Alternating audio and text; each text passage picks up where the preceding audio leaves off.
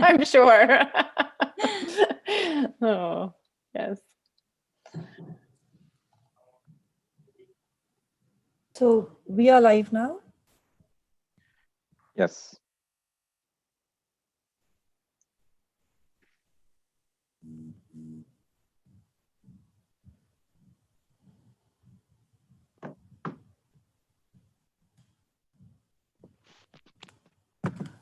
Nidhi, you are live. You are getting live in 3, 2, 1.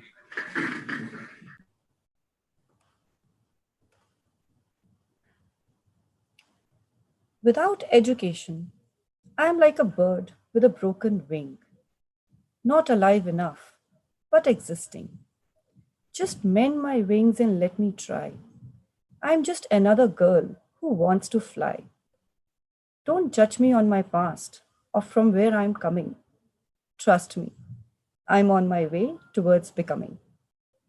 With these beautiful lines written by Shelza Dogra, on behalf of Room to Read team, I welcome one and all who have joined this virtual event on Girls Education Endures.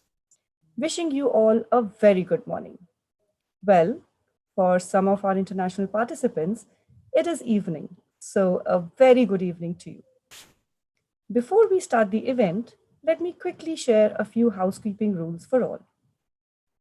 To ensure that there are no disruptions during the webinar, we have disabled the audio and video options by default. We encourage our audience to engage with the panelists during the Q&A session. You can do that through the chat option on Zoom. In case you have trouble with audio, we request you to please disconnect and rejoin. Also, we are hosting this session live on YouTube, in case you would like to join in there. We all know that COVID-19 has created an emergency, which has posed risks to girls' education. This web event strives to start a dialogue and explore ways to handle the challenges in girls' education in the current context, and to think of right steps for the future. To formally initiate the proceedings of this virtual event, I now invite our country director, Saurav Banerjee. Saurav has close to 25 years of experience in the elementary education sector, working for government, non-government, and donor organizations.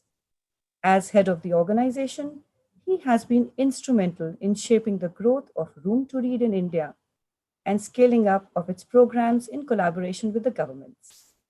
It is my pleasure to invite you, Saurav, for the inaugural address.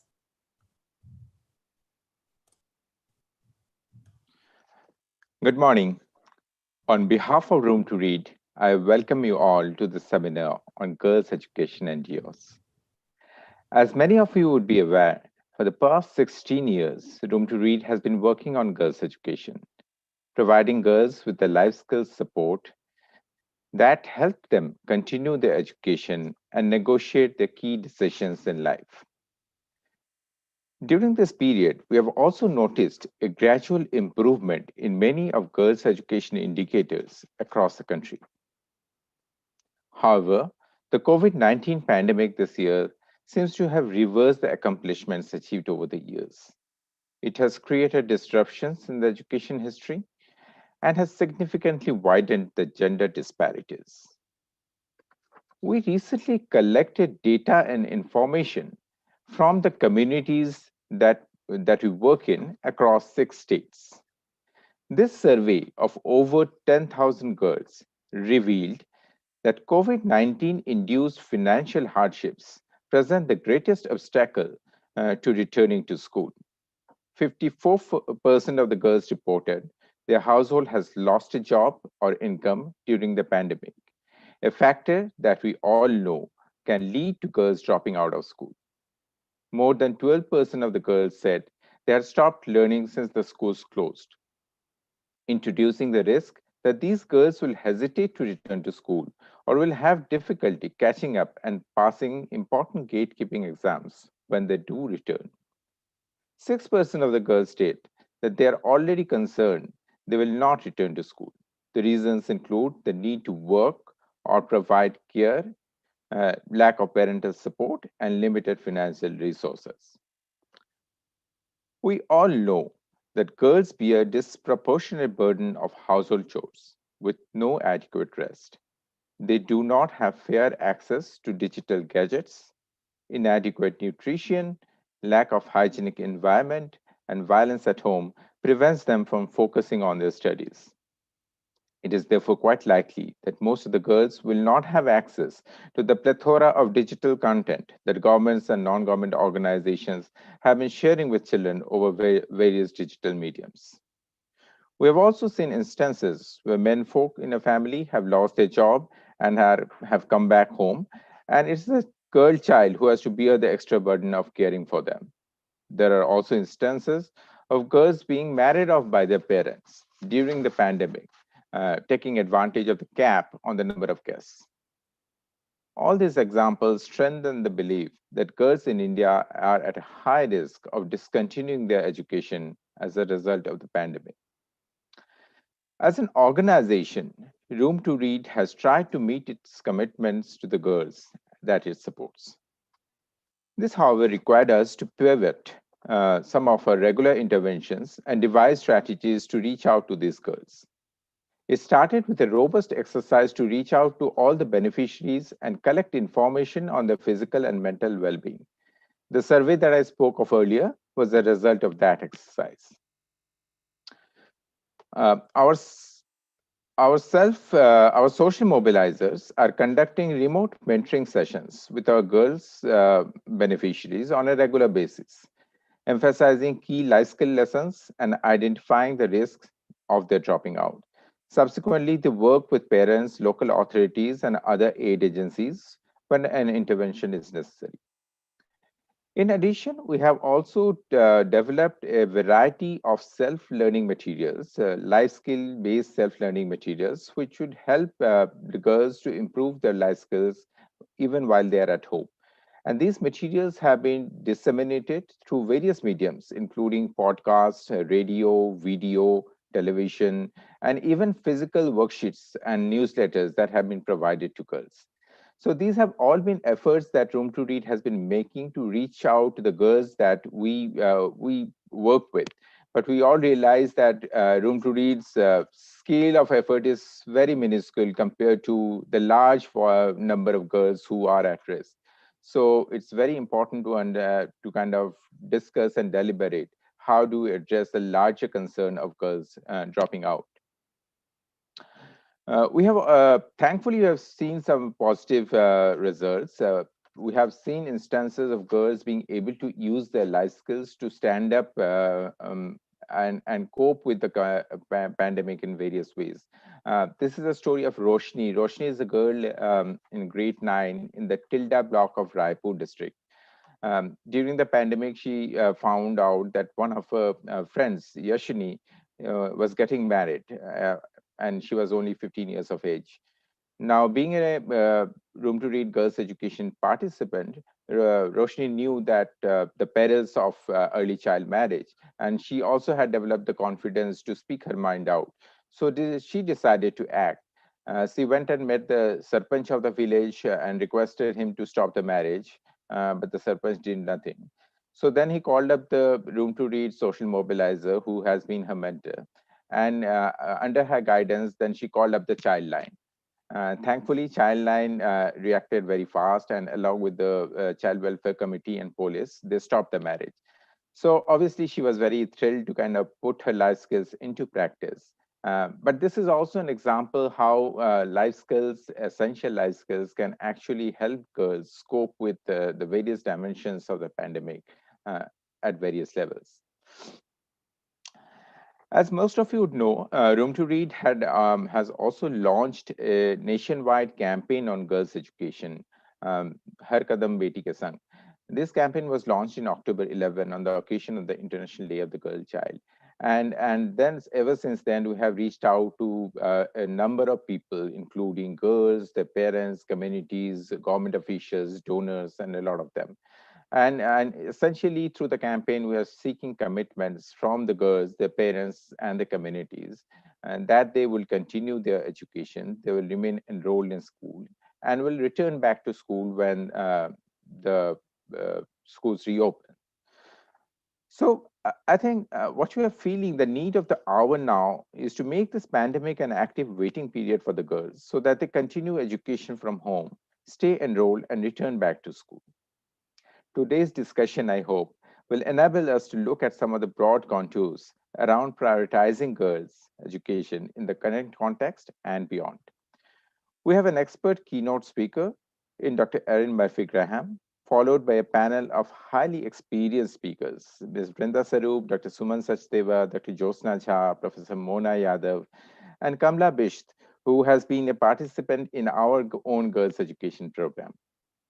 So get ready for some exciting deliberations. Thank you. Thank you, Saurav, for setting the context for the discussion. Now we move on to the keynote address of the day. But before I do that, I'd like to bring to your notice that the chat box would be open for all to post questions throughout the session. However, the questions would be addressed only after the presentation is over. It is now with great honor that I welcome our distinguished keynote speaker, Dr. Erin Murphy-Graham.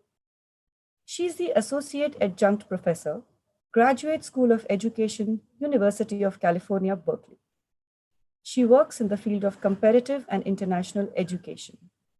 Her research focuses on the process by which education can foster the empowerment of girls and women, and the theorization of what empowerment entails.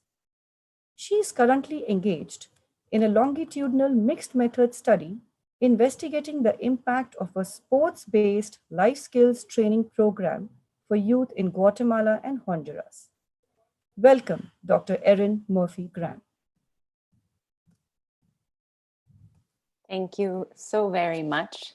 It is a great honor to be here this evening, as I have long been a great admirer of the work of Room to Read. And I'm very impressed by what they have done during this National Girls Education Campaign. Just yesterday, I was on Zoom with an institution that I collaborate with in Central America, where I do research, and where I took this photograph. And I shared the strategies that Room to Read is using in its girls' education campaign with them, because I think there are many wonderful insights that can be relevant for other world regions. Today, I've been asked to provide some theoretical food for thought around empowering education for girls. The title of this event is spot on. Girls' education endures, and rightly so. There is still a great need to focus on this issue. Pre-pandemic, we had roughly 132 million girls out of school globally.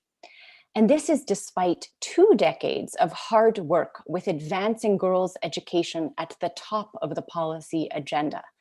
Back in the early 1990s, there were really serious efforts made to explain why investing in girls' education was potentially the best investment that a country could make.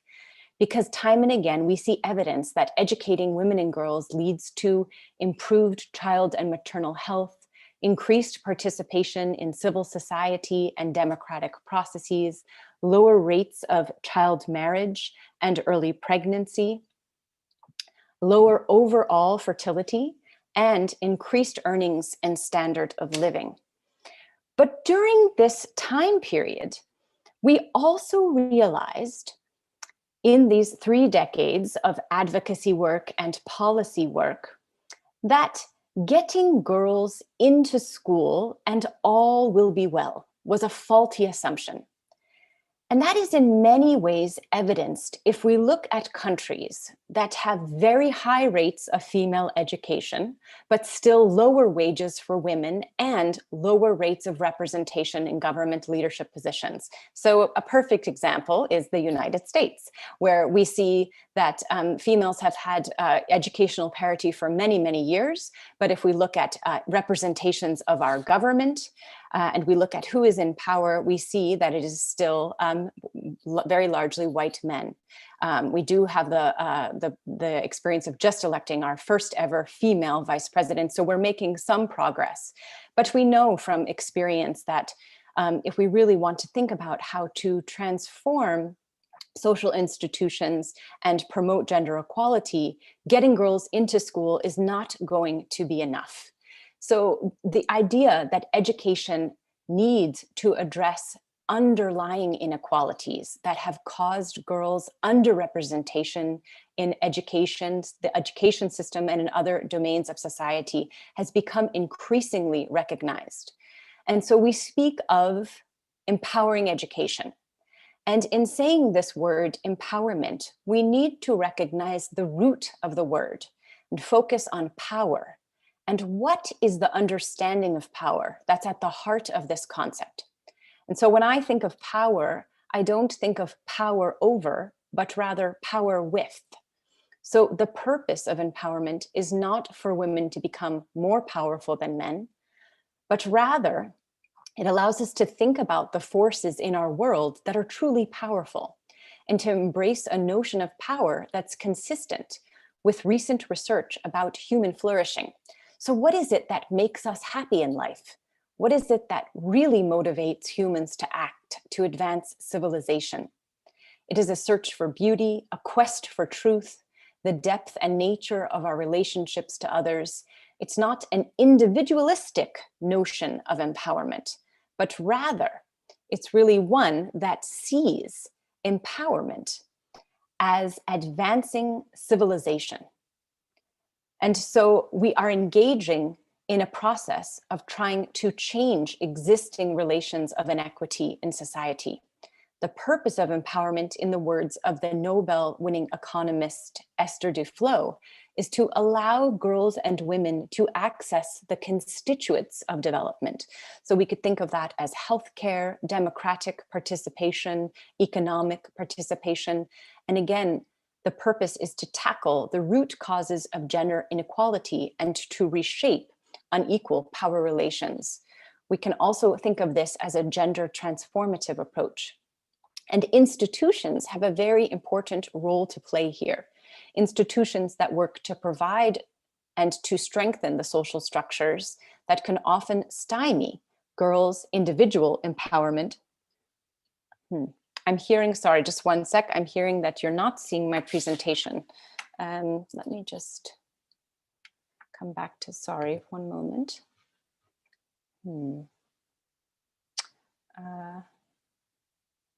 Continue. Okay. And let's see. I've shared.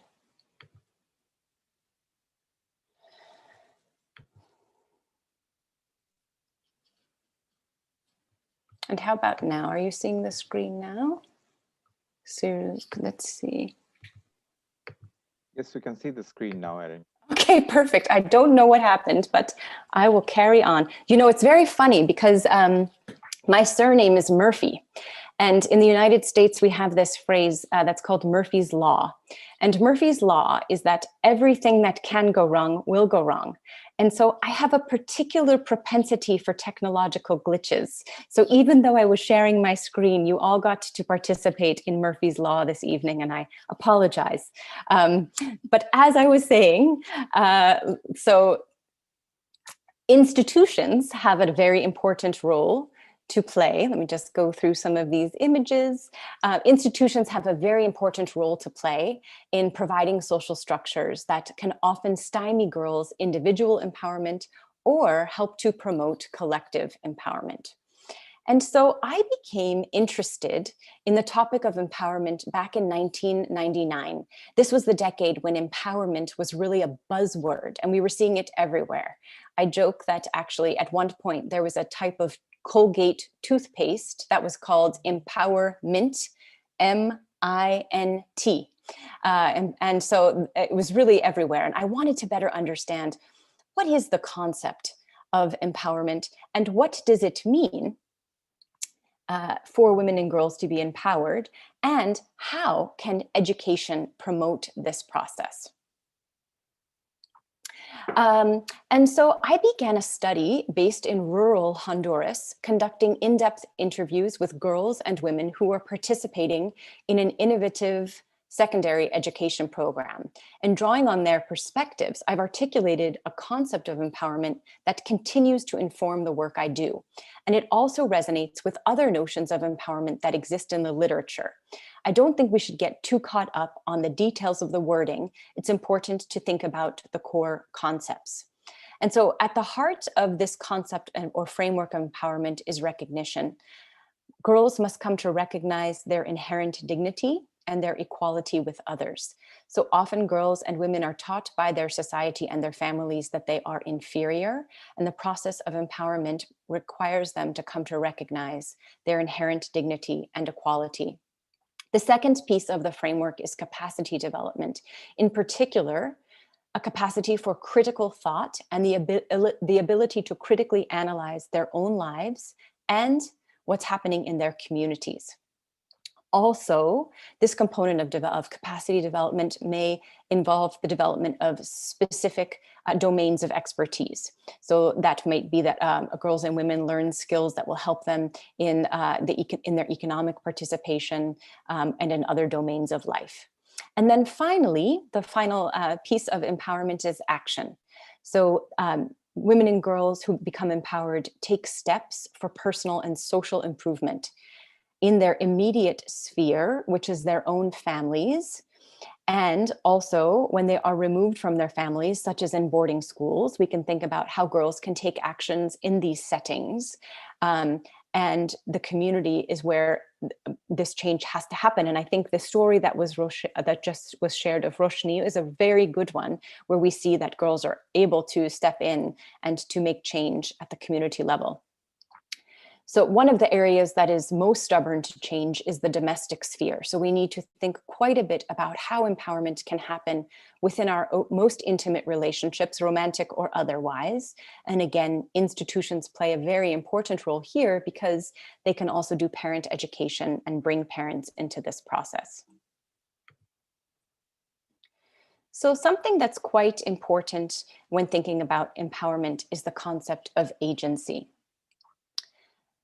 Agency is another buzzword that we often hear, and it's important to distinguish between agency and empowerment and how these two concepts are related, but they are not synonymous. So agency, as I understand it, is the culturally constrained capacity to act.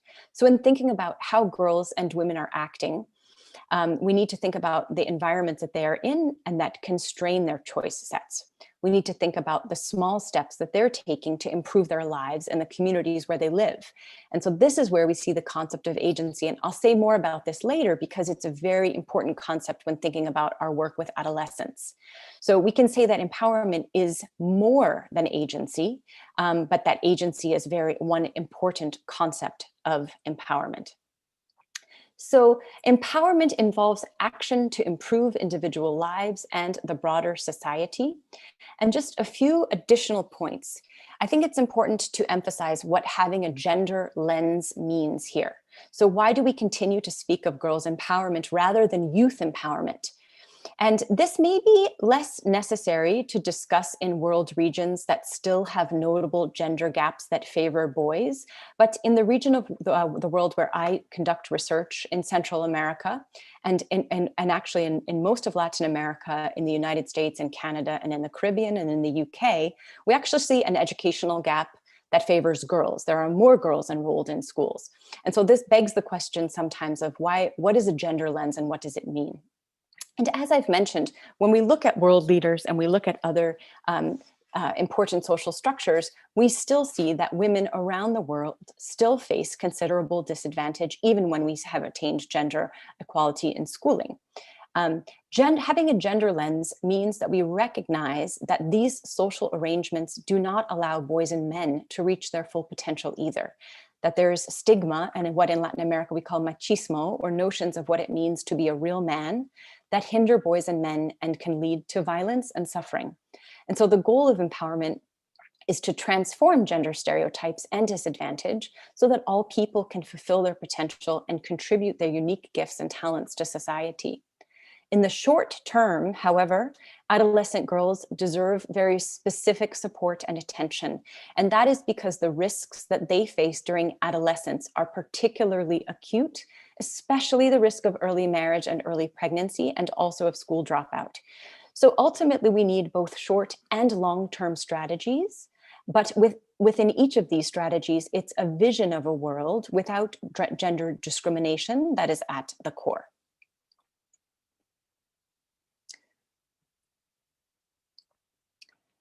And so with this idea of empowerment in mind, I have begun to look at how we can really think about empowering education. So what are the components of education that can facilitate this process? And my research on schooling, agency, and child marriage in Honduras has helped push my thinking about what empowerment entails, and particularly to help me think more deeply about agency.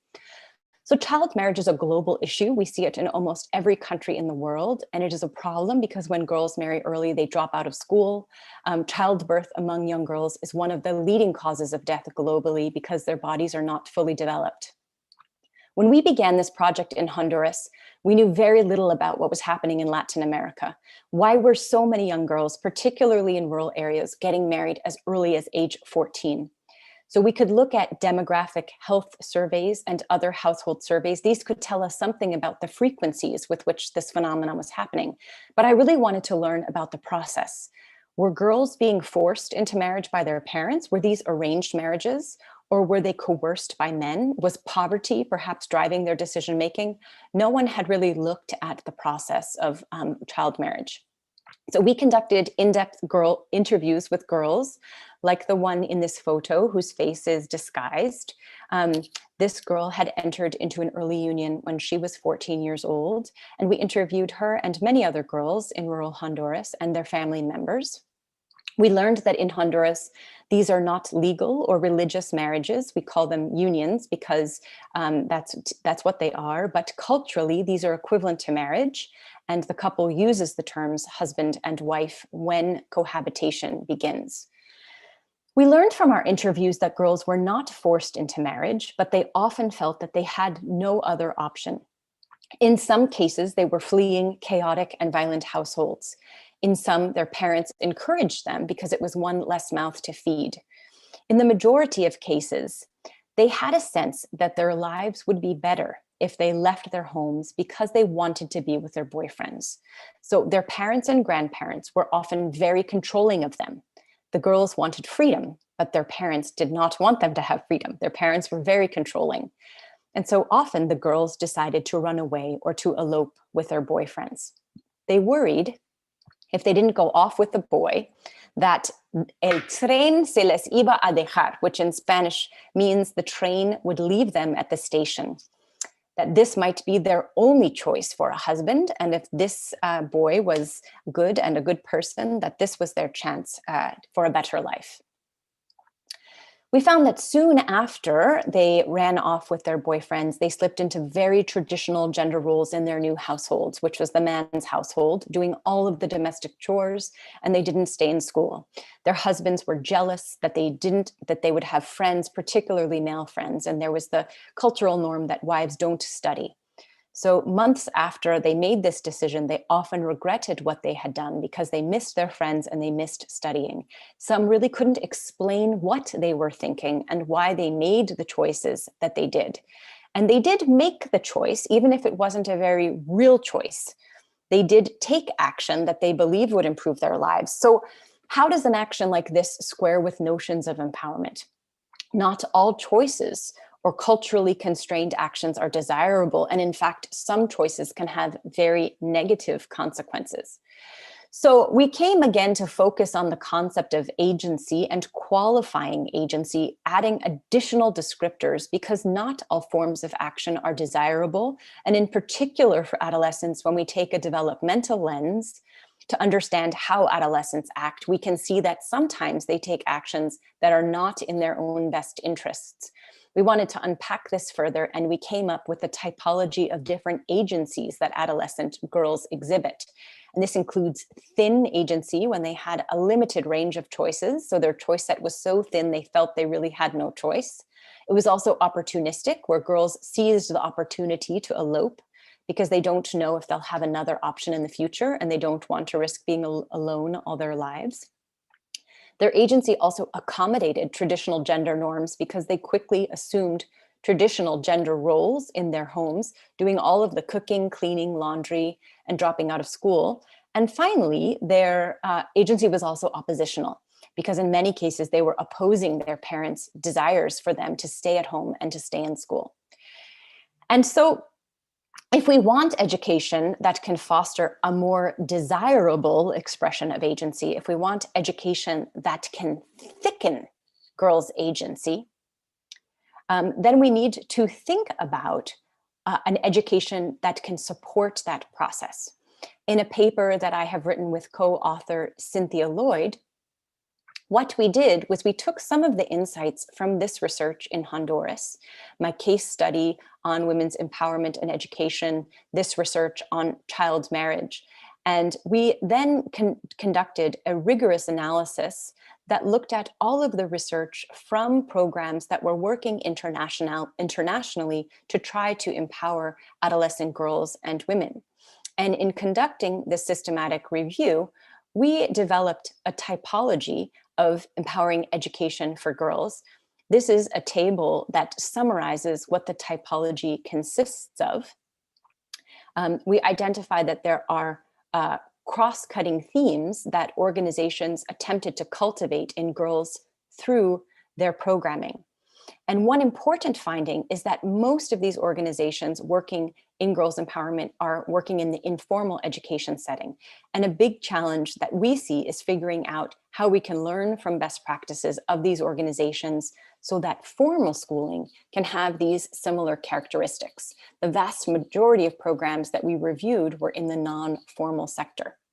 And so through this review and my own empirical research, we've come up with this typology of empowering education that has core values and 4 categories of competencies. And this will sound familiar too, because there's quite a bit of overlap here with how we think of empowering education and the notion of empowerment that informs this. So the core values of this typology are that learning environments must be conducive to learning. So people need to feel safe from abuse, from material or physical harm, and that infrastructure needs to be sufficient for learning to take place. There are also, it involves the formation of core values. Again, the value of one's inherent dignity and recognition of one's equality with others. And then finally, we say that empowering education is experiential education. So students and youth and adults need to learn by doing, they need to learn through action. And then the 4 competencies include critical thinking and learning. So this is, again, the capacity to think critically about one's own life and the society in which you live. And it also involves the core subjects or core domains of learning that each nation or each community might determine as valuable in that particular context or setting. The next competency we call personal competencies. These include self-awareness, so identification of one's strengths and weaknesses. Also spirituality, so encouraging individuals to examine their spiritual life and experiences that produce spiritual highs. Self-care, that involves physical health, nutrition, and sexual health. And personal development, and that includes traits such as emotional awareness, resilience, self-protection, and perseverance. The third competency is social competencies. This involves the development of pro-social and moral values and respect for human rights, developing friendships and feelings of social connectedness, the ability to communicate, negotiate, and work productively with others, and then understanding social systems and local and global issues that impact the well-being of self and others. And then finally, the 4th competency is productive competencies. So the ability to generate, to create, and to produce in both the social and the economic spheres. And so this, in the economic sphere, we might see financial literacy, entrepreneurship, agriculture, farming, technical skills, and environmental stewardship. And the social sphere might include leading public awareness campaigns, community building efforts, organizing and outreach skills, and interpersonal skills. With this concept of empowering education in mind, and I recognize that this is quite an ambitious framework and that contexts that have scarce resources might not be able to meet all of these competencies and values. But nevertheless, we think that this framework can inform and be a framework that can guide the work of institutions and nations that hope to improve the quality of their education. We turn to this new phase in life where we're dealing with COVID-19. And so I want to speak just a bit about how some of these ideas of empowerment connect with research and work that's being done on life skills education for girls, and what the impact of COVID-19 might be and how that might inform our efforts moving forward. So as someone who's been working as a scholar in the field of girls' education for roughly 2 decades, without revealing too much about my age, I found that there seems to be a discursive shift happening now, that we see that there's less emphasis on empowerment and more emphasis on soft skills or life skills or non-cognitive skills. But there's also a lot of confusion or disagreement about what these are, how to measure them, how to focus on them. Because you'll see that some conceptualize life skills as skills to a specific end. And others may think of life skills as overarching skills. So these would be, in some ways, the way Room to Read frames it, that they're competencies that girls need to address everyday challenges and make informed decisions. They're the cognitive, interpersonal, and intrapersonal skills. So there's quite a lot of different notions, but I think it's helpful when trying to wrap our heads around what life skills mean, to return to the traditional way in which skill, what that word is used. So if we think of a skilled carpenter, for example, it's someone who's who does his work or her work quite well, like they can build beautiful structures, beautiful artifacts. So if we think of a skill as the ability to do something well, in this most broad definition of life skill, we can think of it as the ability to do life well. And for girls and women to do life well, they must be empowered.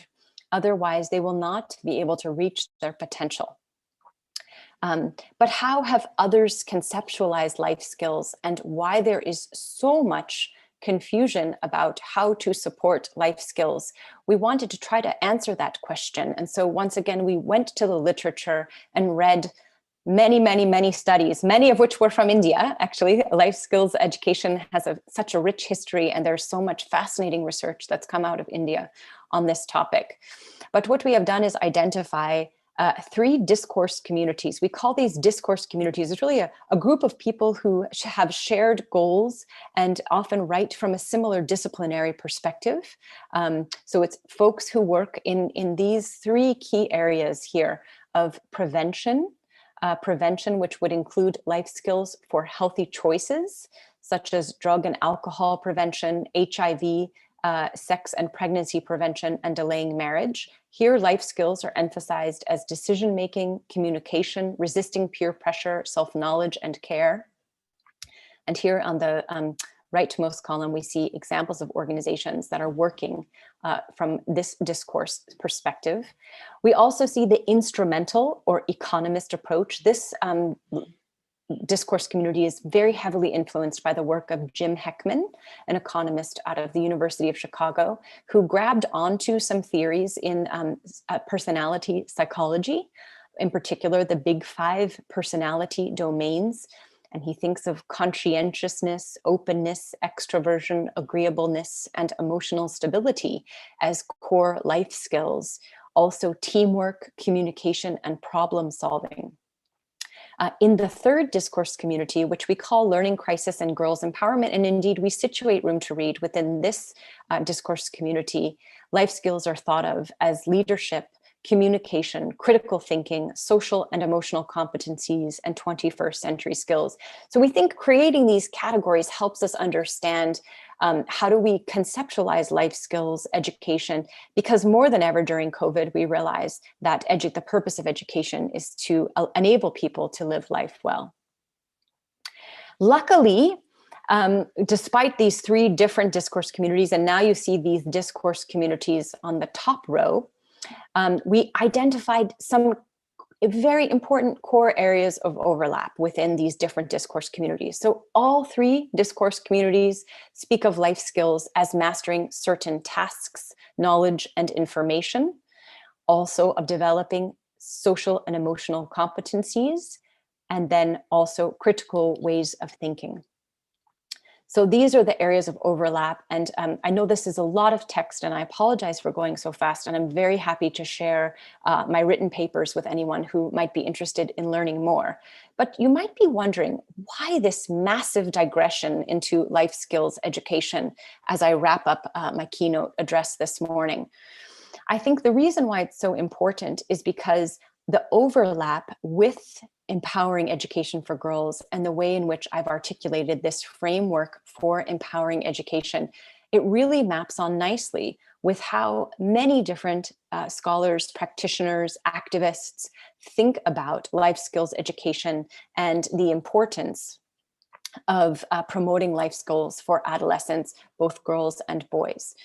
And so this overlap is something that we can really capitalize upon in order to think about what we need to do now in this future, which I think panelists will continue to speak about, where we see the effects of COVID.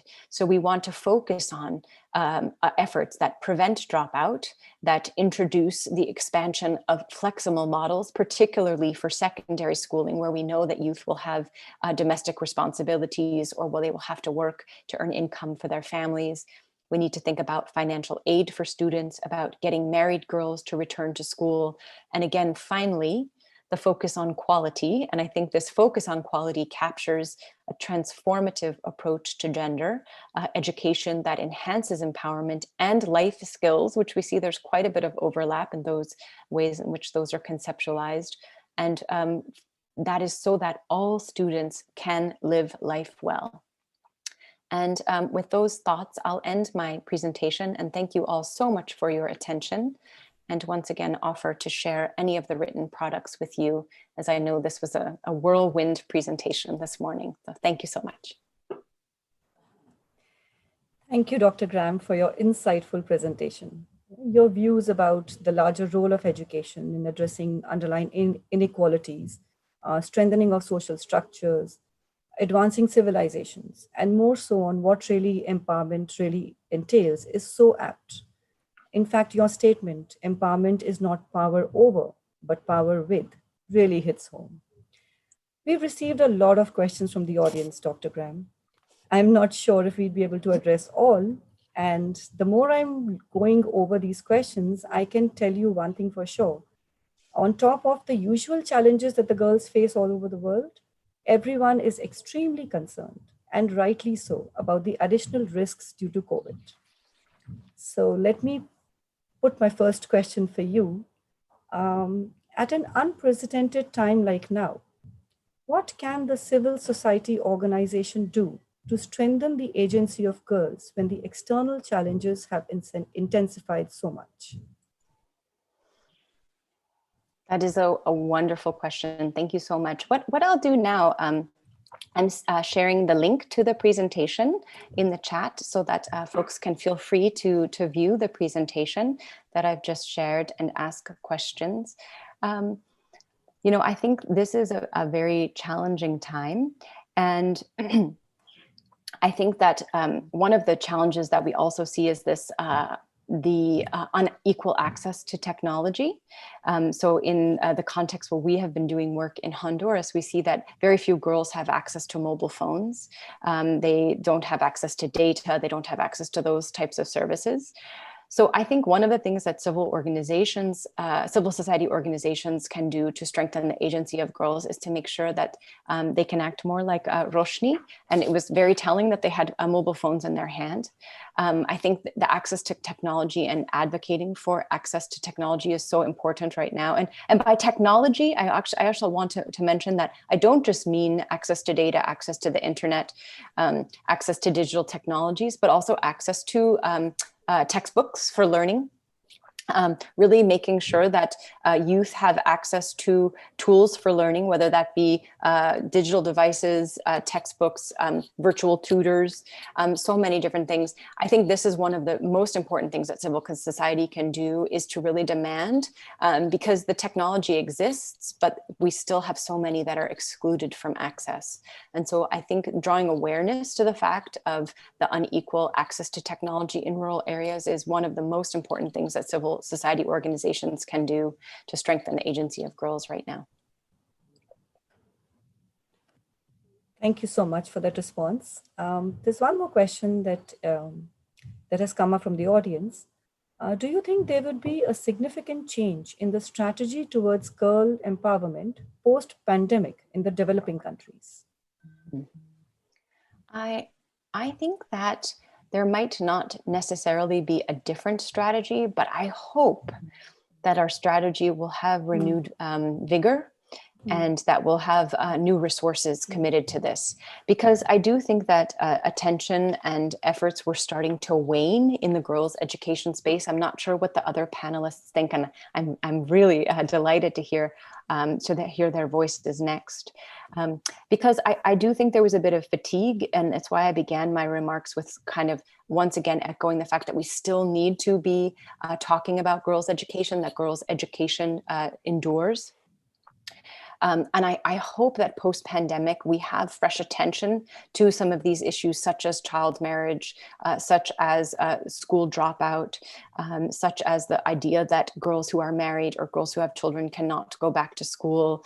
So many of these issues that we have known for quite some time, but did not seem to be at the forefront of the policy agenda. So I don't know necessarily that the strategies will change, but I do hope that there will be a renewed real moral commitment to addressing some of these issues. And I think we also, just one last thing, I think we also now are better at using technology to join it as a global community in these efforts. So it's really, this is an example that prior to COVID, maybe I wouldn't have the opportunity to speak to you, but I'm so glad that we've learned to become more comfortable on Zoom and to really feel connected as a global community with the benefit of technology. Absolutely, absolutely. If you allow, Dr. Graham, just one last question. I know we're short of time, but I think this could be an important one. How can we incorporate life skills in teacher education? Oh, this is so important. I completely agree with this question. So I'm so glad we asked this. And in fact, actually, I have a new a project that's focusing on professional coaching of teachers. And teachers who have already completed their pre-service training, they're working teachers, and the coaches are working with them to improve their pedagogical practices and processes through this system of classroom observation and feedback. So I think one of the most important things for teacher education and life skills is first and foremost a space for teachers to come to think about what's the purpose of education. I think that often we have like a very technocratic approach to teacher education. We don't pause to examine these big questions. The work of the philosopher Nell Noddings has been very influential to me in thinking about how I approach some of these questions. In fact, it's her work that has commented on spirituality, for example, and how, especially in secular societies such as the United States, often the connection between education and spiritual health is not something that we give much attention to. So I think in thinking about life skills education for teachers, one of the most important things that we can do is to allow teachers to really think critically about what does it mean to live life well? And how can education foster this process and to help students and teachers alike develop these skills, and that teachers and students alike are on a lifelong journey of developing life skills. This is not something that you just develop and then you have them, but rather something that we are always struggling to refine. We are always looking to develop our own self-knowledge, self-awareness, our service to others, deepen our relationships, deepen our ethic of commitment to fostering the advancement of civilization. And so I think that's very, very key, is just creating this space for teachers to reflect. And then I also think that there's excellent social emotion learning curriculum that can help teachers with their own social emotional learning and then modeling those skills in the classroom. And I think the social and emotional learning piece and the critical thinking piece are something that should be really front and center of teacher education. And then of course, we hope that all the content can also be something that's also involved, but often those two first pieces can become overlooked at the expense of really prospering and flourishing students' lives. Thank you, Dr. Murphy, for your responses. The questions are just pouring in, but I'm sorry, we would really have to stop ourselves now. And I'm sure whatever you talked about today has given a lot of food for thought to many, many of us. I mean, I, for one, am definitely looking forward to reading some of the papers written by you. Thank you so much. Thank you. And now we move to the panel discussion, preparing for girls' education during and beyond COVID-19. This discussion will be moderated by Ms. Pooja Trisal. Pooja is the Program Operations Director in Room to Read India and is responsible for program implementation on the ground. Pooja brings over 20 years of professional experience on the issues of education, livelihood, health, and women empowerment. She heads the operations team. Welcome, Pooja.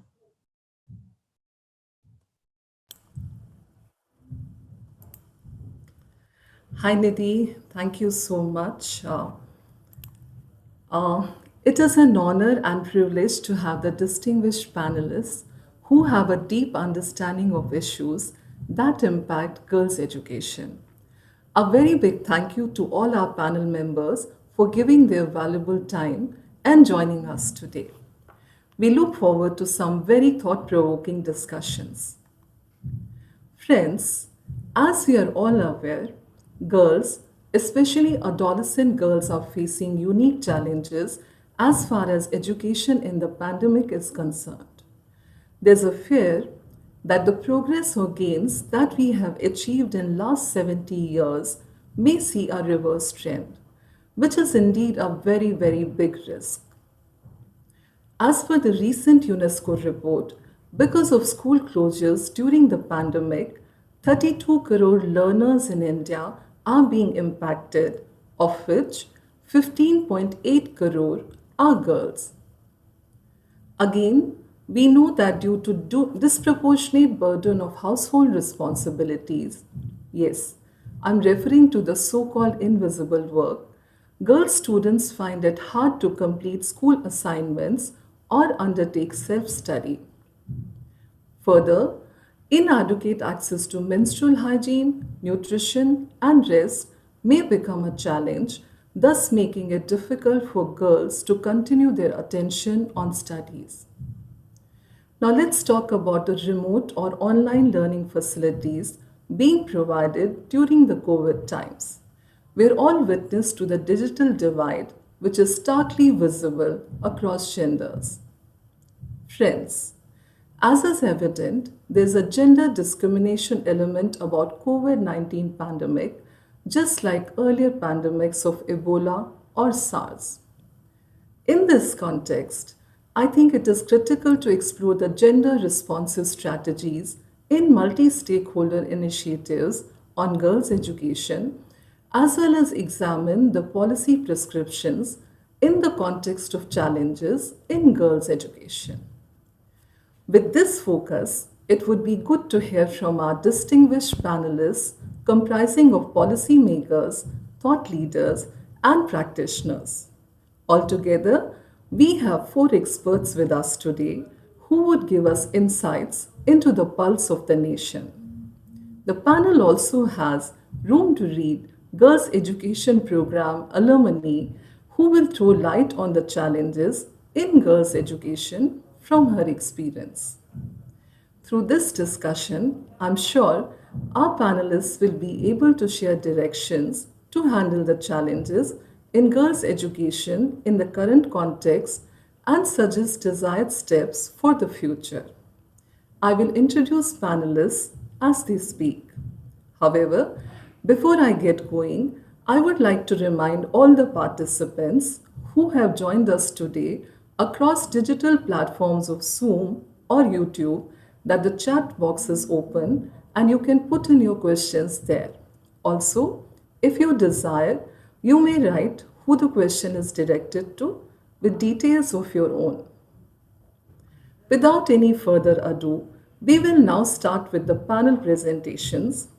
Dear panel members, each one of you gets approximately 10 to 12 minutes for your address. To begin with, I would like to invite Ms. Rinda Sarup. Rinda Sarup ma'am needs no introduction. She is a retired bureaucrat who served in the Indian Administrative Service till December 2016. She has served as Secretary of School Education in the Government of India and has worked in the education sector for nearly 23 years of her career. Ma'am has been instrumental in designing and implementing the District Primary Education Program, the Sarva Shiksha Abhiyan, and the new Vocational Education Program. She continues to be actively associated with the education sector after retirement too, with both the private sector and government initiatives in education. A very warm welcome to you, Vrinda ma'am.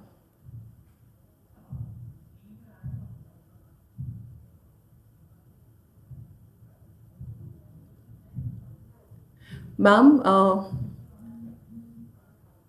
can you hear us?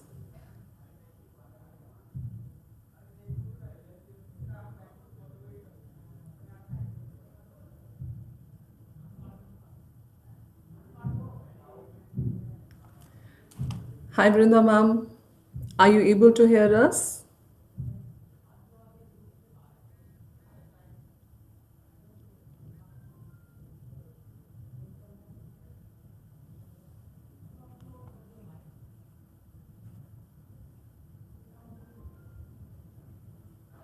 I think we need some technical help. Okay. Okay, so what we do, friends, is, this is technology, and I think it has become a part and parcel of the way we deal with technology nowadays.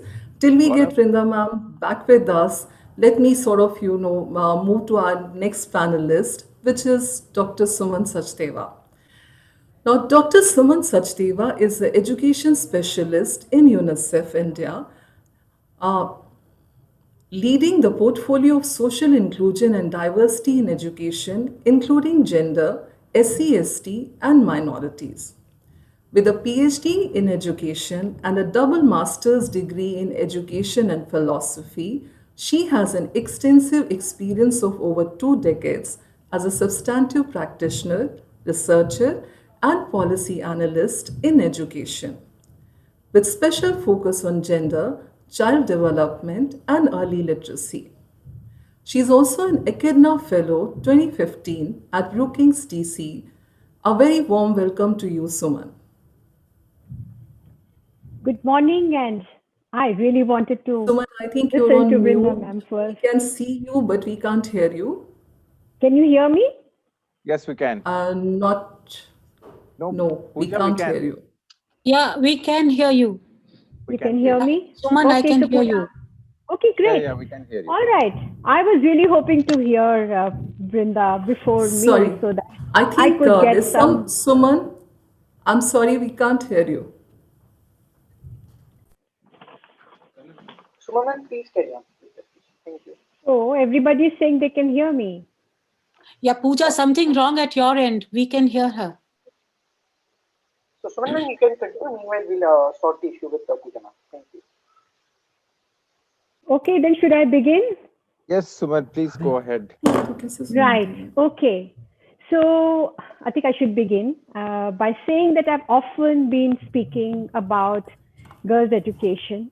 As soon as the pandemic started, we were talking about this earlier as well. Me and my colleagues would agree that soon pandemic hit us. We have been asked to speak on what's going to be the impact on girls and how this is going to impact since the schools are closing down. In fact, looking back, we had crossed many barriers and achieved some key milestones over past 2 decades or so. Most of my colleagues are here. We've been guided by Vrinda ma'am. for a long time to work on girls' education piece. And we saw some varying success across different states, pockets, geographies.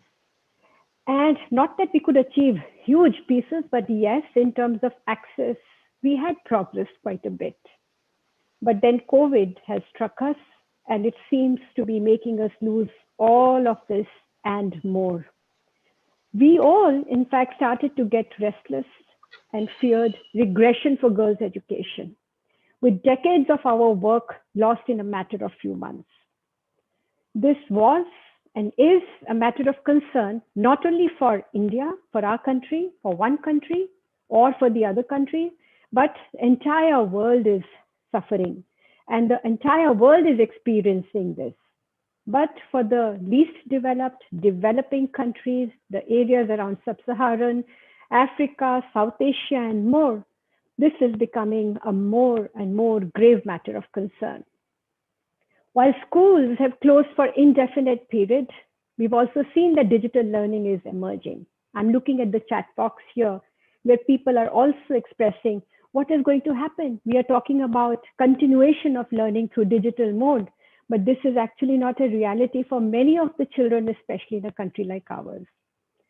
For government, for other programs, for all the institutions who are here, perhaps this was the only strategy to combat learning loss, to get the staggering education system back on its wheel, at least continue learning for this period, because we didn't know for how long we're going to do that. Everybody jumped into this bandwagon. Everybody started employing this strategy. And soon the school space was flooded with technology-enabled, name it, all kind of resource, all kind of materials. And also we started to see usage of radio, television in low or no resource settings more than ever before. All this actually was being implemented, but we had a hunch that this is not really helping so much girls. You have already heard Erin, and you would hear my other colleagues. Jyotsna is going to talk about some good facts that her institution has brought in to fore. And we also started wondering that, a lot of data was coming in, and all the fears that we had were not unfounded. So we thought that we were really going back to basics. We had a huge number of fears, and we said we should look at some of the evidence that is coming up, some of the data that is speedily getting collected in respect to how pandemic is impacting our children, and in particular, how it is impacting the girls directly or indirectly. Having said that, the crux of most of the research or studies that have been undertaken shows that pandemic has impacted households in terms of increased poverty. Obviously, I'm talking about the families who had migrated, but also those who are living in situations they were really struggling to meet their both ends. And now poverty is exacerbating many of the pre-existing inequalities in these communities. We've also seen that domestic violence is increasing and has increased. Some of the research has very critically pointed out that girls, young women and women are more involved in domestic care, in sibling care, in household work. A tune of data said 67% of women and girls who were interviewed were involved in such work, compared to just about 1/3 men or boys. It was also seen that there is a significant worsening of well-being. In fact, one of our critical research by Young Lives in 2 states has shown that we have dropped down from the well-being index in 2017 to now. There is an increased anxiety, depression. We don't know what to do, how to cope, how to look forward, what is the future which is going to look like for us.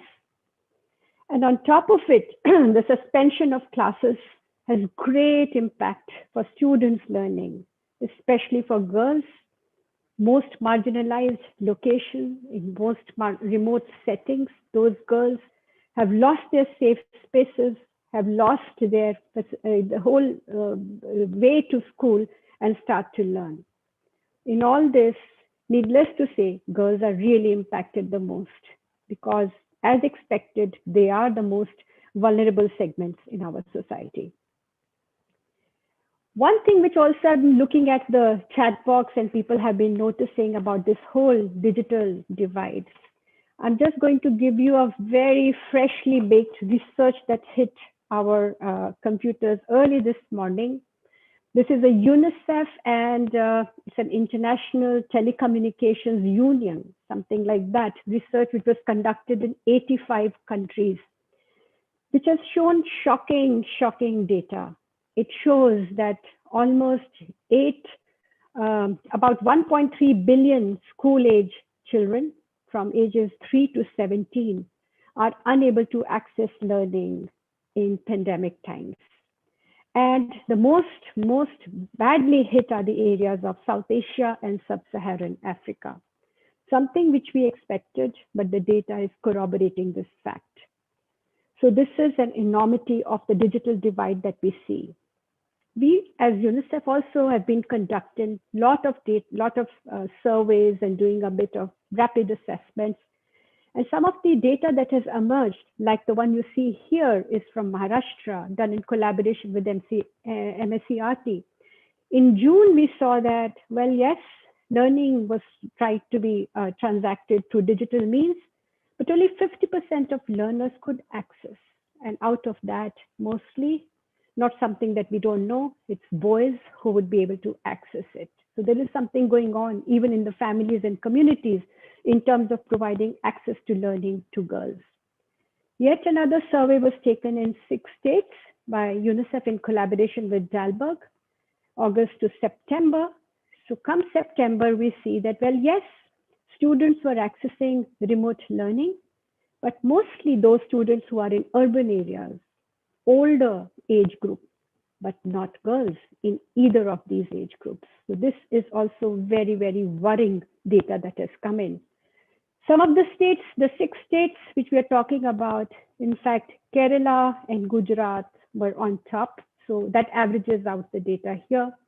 Rest of the states, be it Madhya Pradesh and others, were very, very low in this. We went ahead and we continued searching our rest of the data. And then we said, okay, let's look at how digital learning is being effective or not. So we yet have another data to show you. It's with Young Lives in 2 states, AP and Telangana. And it was done in government and private school teachers. And the teachers, almost 97% responded that there is a huge digital divide. There's a very poor student motivation to learn as they have competing priorities. They have very poor access to technology. So we are talking about southern states, which primarily could be a little better than the ones in north. Then Oxfam came up with another one in September, and this was a bigger database. You had 14 states, 4 UTs. And even that data shows that 1/3 children received online sessions and guidance from teachers. And only 1/3 reported being totally engaged in household work. And out of them, all of them were girls. Last but not the least, a survey with Azim Premji University in September was on access and effectiveness of online teaching learning. And even the survey corroborated that 60% children cannot access online learning opportunities. 50% teachers have reported that children were unable to complete assignments. So what are we talking about learning here? There's a complete serious gaps in learning and a learning loss. And obviously the parents opined that online classes are not effective at all. So coming to basically emerging issues in gender issues in education, these are unique challenges for girls in today's time. In fact, some of my colleagues from 2 decades ago, when we were with DPEP, talked about similar challenges. Probably they have come back to hit us with much more intensity. One comes back in terms of access to school or access to remote learning, huge challenge. The second is, even if girls have access to gadgets or infrastructure at home, they do not have much of an access to learning time. because they are involved in domestic chores, sibling care, and even the parents don't think that the girls need that kind of a learning time as much as boys do. And the third important thing is around mental health. We've also been receiving data of abuse at home. There's a lack of safe spaces where girls would normally go out and congregate, meet their peers. They would look at and work out their own catharsis spaces here. That's all lost. They're all very unsure, except mostly the adolescent girls. How are they going to make education choices? How are they going to make career choices? And the whole space around career guidance is totally lost. So what I'm sharing with you actually is of grave, grave concern for girl child, not only in India outside, but more in our country. So what we need to do is organizations such as ours and many of those who are here in this space need to bring in our lessons, need to bring in our experience, and then look at programming from a different perspective. Look at it from a gender responsive perspective, planning, looking or maybe creating new solutions. We all have to look into our bags, dig out what has worked, and see what can be aligned in today's situation. And perhaps we will need to create new solutions, new strategies. And I have changed my punchline from reaching last girl. I'm saying reach every girl in the country. Today, the focus has to be on every girl child in our country. That means we need to look at developing more gender responsive plans where we focus on reopening of schools from girls' perspective, which brings in all the issues around safety, around menstrual health management, which brings in all the issues around how you're going to be giving them safe spaces so that they can come and they can stay in these schools. From UNICEF's perspective, we've been working a lot on social protection schemes lately, and there has been some research which has been undertaken in key states, West Bengal, Jharkhand, others, where these programs are actually doing a bit of a transformation, especially for the girl child. And although we don't have a direct linkage with learning, impact on learning, we do see that girls are motivated to come and retain in school. So these kind of package of interventions would be worthy to look at for transformative social protection for girls. Next important thing which we think for reaching every girl child would be important is to track girls at risk of dropping out and monitor them. Normally, the tendency would be to get the girls to school, and then that's about it. But we would continue to track them and to see who are those who are at risk of dropping out. How can we help retain them? And you need to strategize in many more ways. Maybe it is a support that you need to give to the community, maybe the capacity building of the teachers, so on and so forth. Every strategy has to be contextual here. So that brings us to the next important piece, which is the teacher capacity building. Teachers need to be now prepared to work in the transformed learning environment. Lately, we have been seeing that although there's a bandwagon of training teachers using virtual modes, using digital learning, they are struggling. Poor teachers are struggling to even use technology or to reach children or even for their own safety concerns. How do we look at the whole transformative learning environment and how do we support teachers? Making them focus on empowering our girls would be extremely challenging, but most important strategy to reach every child. Erin has already brought in the flexible learning strategy, which I would say is extremely important here. We are again singing the same song we sang 20 years ago about looking at flexible and home-based options for girl child. Looking at several other modalities, which even the government is promoting, remote learning, televisions, online content in low resource situations. As we consider digital or blended approaches, one thing which will be very important, and there was a question in the chat box also, what do you do to address the challenges which are there in communities. Messaging to support girls' access to technology and learning time at home should be one very, very important element of our work. Then comes the gender responsive teaching learning content. Look at the material that is floating around. The compressed curriculum is being given, but nobody is bothering to see if it is gender responsive or not. It's time to look at that. Whatever is transacted needs to go through a lens of inclusion. And definitely inclusion will include children with disability. Girls with disability are more vulnerable as well.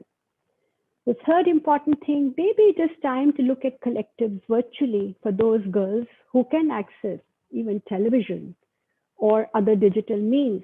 So can we think of some interesting, innovative ways in which you can have collectives of girls and have sessions with them? And lastly, here would be the counseling sessions for girls, which focus on their mental well-being. How do we provide that? How do we give that would be extremely, extremely important.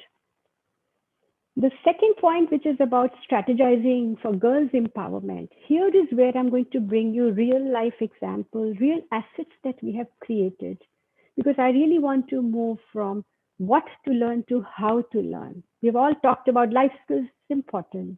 I'm bringing in another skills, 21st century skills, of which life skills is a part that would be constituting of a number of other skills than inclusive of life skills, digital skills, vocational skills, so on and so forth.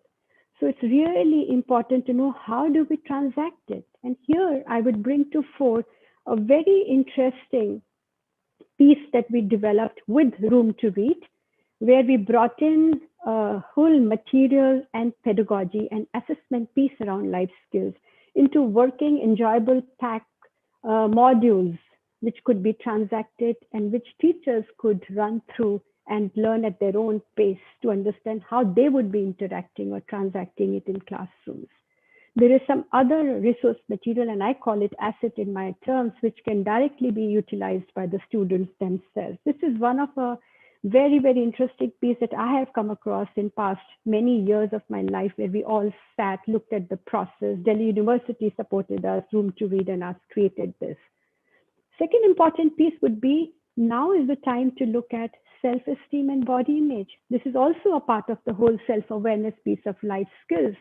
But this becomes more and more important when confidence level is going down, when girls are not, or girls and boys both, I would say, have very poor self-esteem, body image. We have gone ahead and created very copious material and manuals, but again, enjoyable, a series of 6 comic books. And we have created some excellent training material in terms of how do you look at self-esteem and body image, and how do you go about nurturing that in both girls and boys. The third thing we all would need to look at is come together, bring in all that we have collected, bring it to the table and start utilizing it, creating empowering pathways for a girl child. We might now need to look at learning platforms. We all have heard about Diksha as the education, there's a government platform, but there is a need of having more diverse, varied platforms. UNICEF has created one, which is again for public good, called UniLearn, You and I Learn, which is for use for every student, teachers, parents, facilitators, beyond education, for education and beyond. So these are the platforms which will have much more relevance in today's world to be brought here.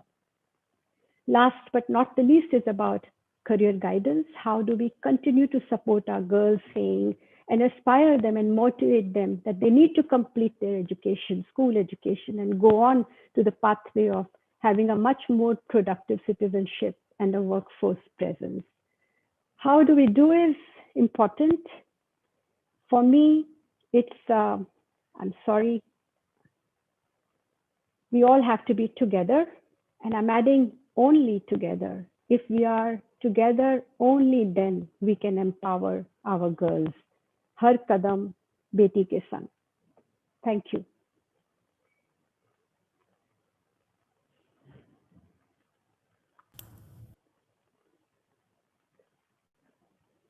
Thank you, Pooja. Thank you so much for raising those very pertinent issues. and giving the details of the same. Sorry for those technological issues at the beginning. Because we are running short of time, yet I think you raised some very pertinent issues, particularly the fact when you talked about, the gravity of the problem, when you talked about that, the challenges have hit us back with higher intensity, which actually sort of, raises the issue that it's a very grave situation indeed. But thank you also for sort of bringing a very futuristic, positive perspective to the whole thing. Appreciate the fact, and I think that's resolve we can all take forward from here. When you said that, you want to be emphasizing that we reach every girl in the country with girl empowerment strategies, and you did definitely talk in great detail about the various strategies one can think about. Thank you so much, Suman, for your inputs today. Thank you. Thank you. So now, friends, we have got Brinda Sarup ma'am with us. Ma'am, a very warm welcome to you. Can you hear me? Yeah. Yes, ma'am, loud and clear. Yeah. Thank you for inviting me, and I'm happy to be here with you. And my apologies for the earlier disconnect. I really quite didn't understand what happened, but good to be with you. Absolutely. And we all understand these are things beyond our control at times, absolutely. But glad to have you with us, ma'am. Ma'am, we'll be happy to hear your views on what, according to you, are the unique challenges in girls' education in the current scenario. That's one thing. We'll also be happy to pick up your thoughts in terms of what are the strategic directions to be taken by the governments in order to ensure that gender inequality in education doesn't widen. Those two, but given your rich experience, please feel free to add any more dimensions that you think would be relevant for this webinar. Over to you, ma'am. Thank you. Thank you so much. Thank you. Can you see me? I'm not sure whether the video is working from your end. Can you see me? Not really, ma'am. I really, it's at your end. Just have a look at it. Otherwise, if you can hear me, I'll just start. And I have no presentation to present, so I'll be jabbering away. And I hope you'll have the patience to hear me out. But ma'am, we'll work on the video from our side. Thank you so much. And let me first express my sincere thanks to Room to Read and to Saurabh in particular for giving me this opportunity. It was a pleasure to listen to the keynote address, and I must compliment Dr. Aaron Murphy for a very good contextual understanding of the whole issue of empowerment of girls and what education means really for a girl child. So that was a pleasure to hear, and thanks again, Saurabh, for putting us in the context. So I won't spend too much time on the kind of situation which is troubling us, which is challenging us, but just to say that I will be taking off from the point of view that there is a huge COVID impact on more than 290 million children in India, whether they are studying in the government system or in the private schooling system. And this has affected each child very grimly. And I think for policymakers, implementers, community workers, NGOs, perhaps in education, this is the second biggest challenge that we are facing in this country.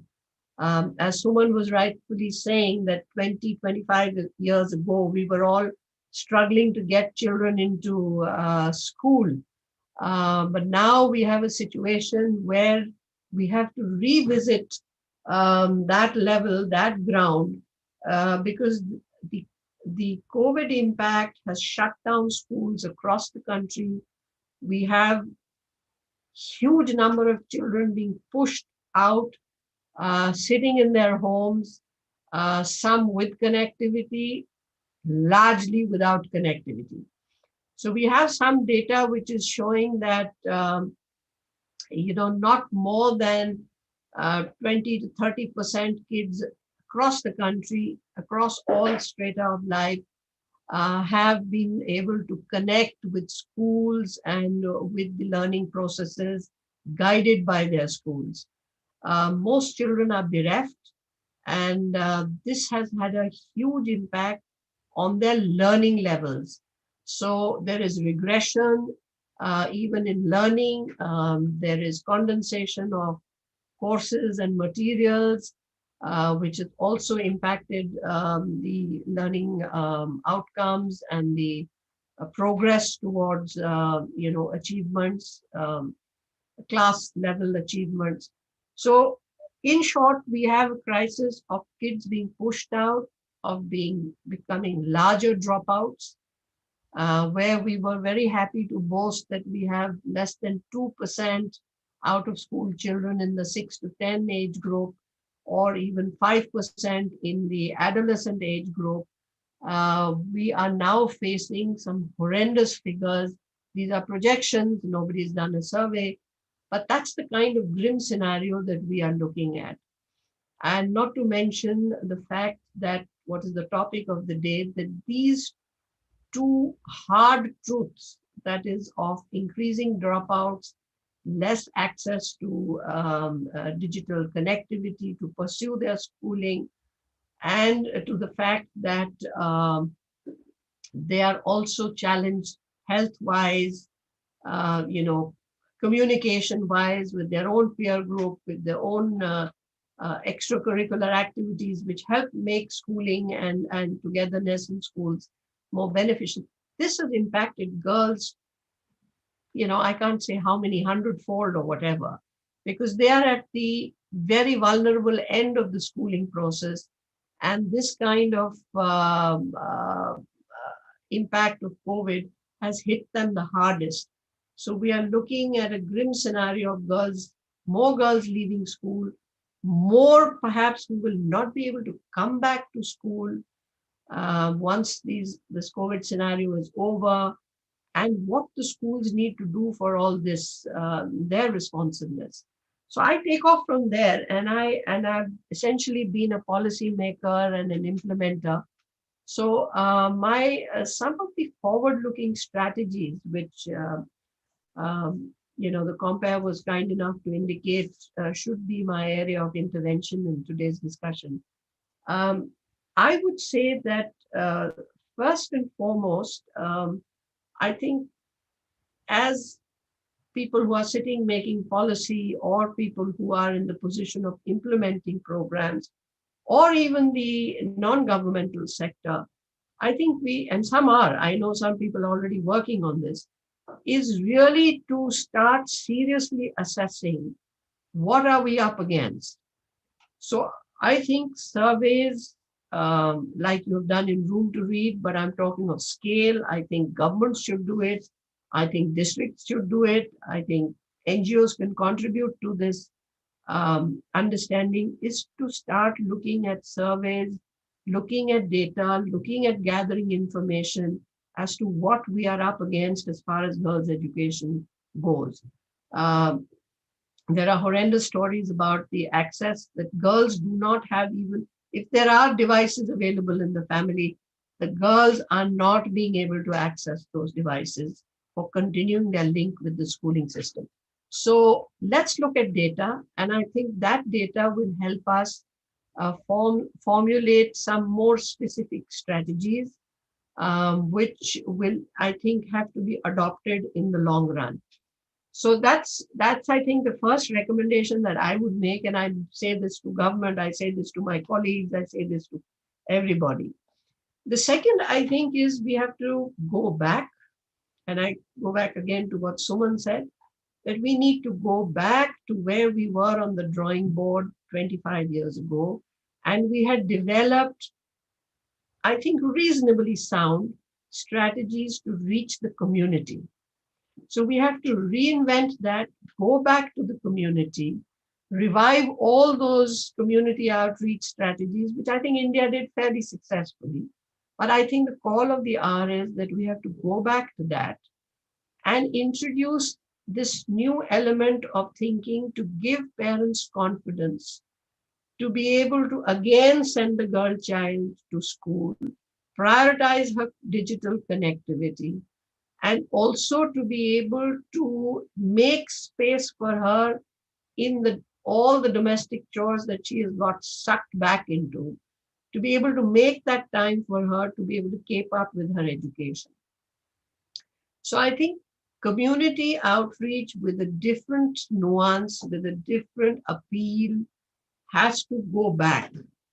And for that, we need, I think, government should engage, as we did perhaps 20, 25 years ago, again engage with the community, with community organizations, with NGOs who are far more proficient in this outreach programs, local groups, with local activists, local women's networks, which can go back to the community and say, look, here is a challenge, and these are some of the things you should be getting on to. And that takes a lot of persuasion, time, energy, because everybody is spooked. Every rural community is spooked. Every community in the slum is even more spooked about COVID and so on and so forth. So these reassurances and the damage that it is doing to girls' education, I think community work on this is absolutely essential. And I would say, again, social motivators, etc., some of those strategies which were used in the past have to be reactivated with this kind of new messaging. The third area, I think, which is very significant is how do we prepare the schools to when schools open and the children start coming in. And if we synchronize this well, and we've done our community work in between, so as and when schools open, whether they open in January, whether they open next July, we should have a reorganized school where attitudinally teachers, headmasters, principals have to now adopt different strategies and be prepared to run different types of learning programs to receive these children back, whether boys or girls, but in girls' case, even more acutely. And I think what I'm saying here is that it is safe to presume that 2020-21 academic year has really been a washout. We have engaged children, we've tried to keep them at par, but it's just not happening. And it's not as if teachers have not tried hard, governments have not tried hard, community workers who have gone in, and there are no support systems have been made available to children. But that's just about kept it, sort of alive. But we are not into the real learning and the real purpose of schools. So schools need to accept that 2021 at least will have a year where a lot of attention needs to be paid to reiterative learning, some acceleration strategies which will help children catch up with all that they have missed. It's not an easy thing to do, and it will require a lot of work with teachers and school managers to be able to get these things in place and in order. And I think there are people who are doing it even now. I know some education secretaries in the country are already building up for this scenario. But I think most have not realized it. And I think as a policy, as a push, especially through centrally sponsored schemes, this kind of preparedness for the school is very, very important. And linked to this, then, is the question of how does the school prepare itself for those girls which will be coming back, or those girls which are not coming back but were on their rolls. So schools will have to do their own outreach programs, engage with those girls who have come back into school mercifully, on how they will have to continue to build their confidence levels, and what I think Erin Murphy beautifully described as the whole empowerment process.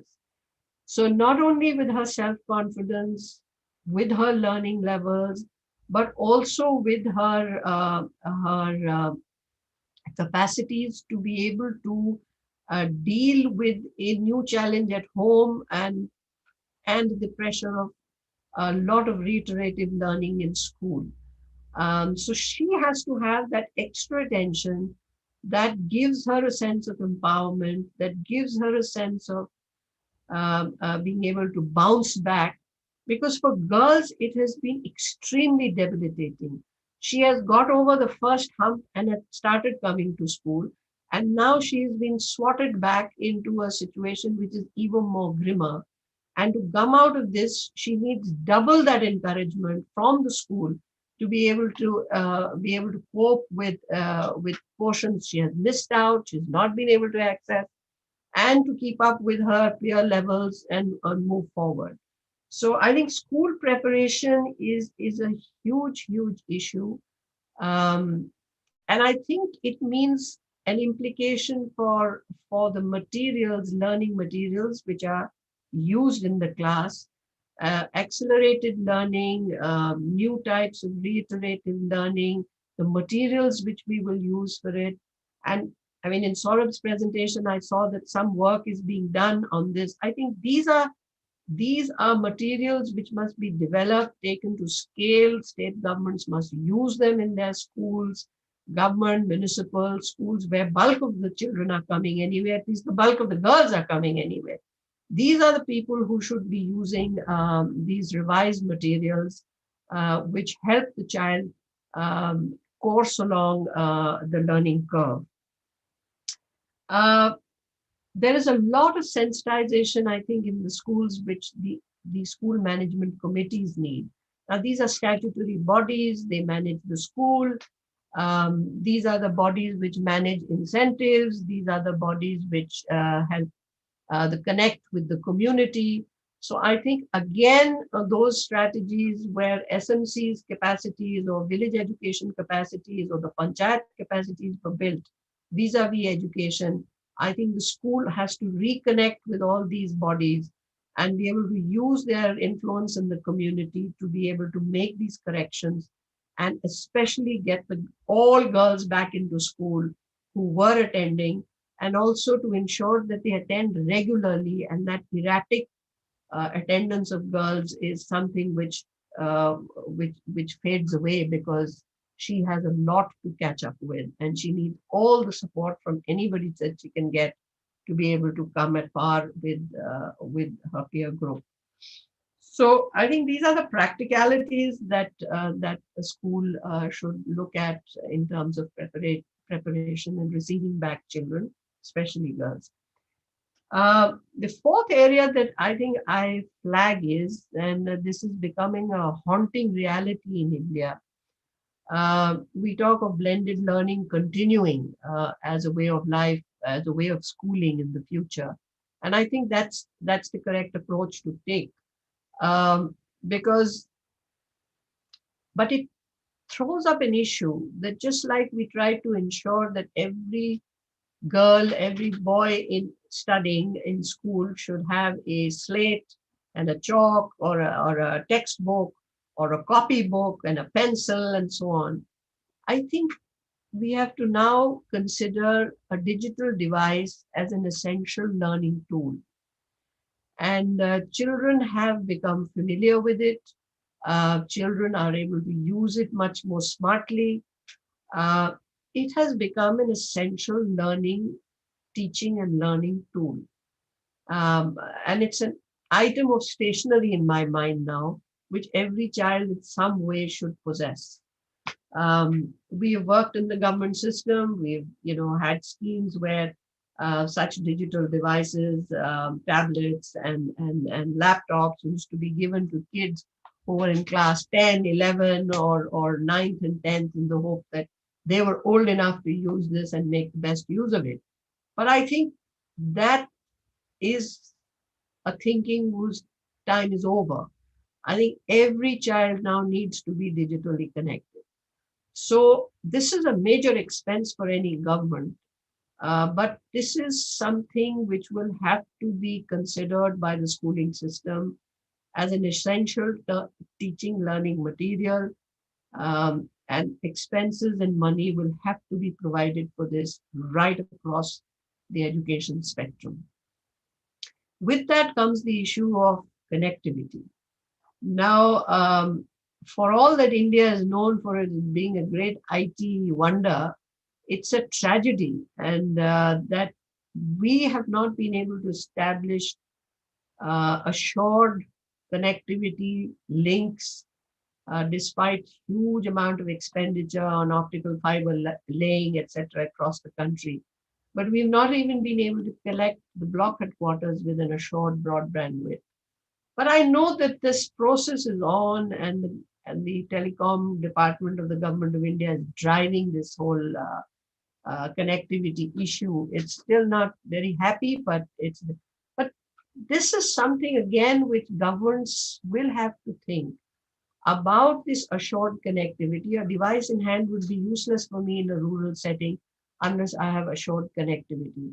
So maybe there are some states I know who are giving connectivity packages along with the device to the kids, so that there is assured learning. But this will have to be again thought innovatively, and connectivity packages have to be given no matter what those expenses are. I think it's becoming an essential part of teaching learning today.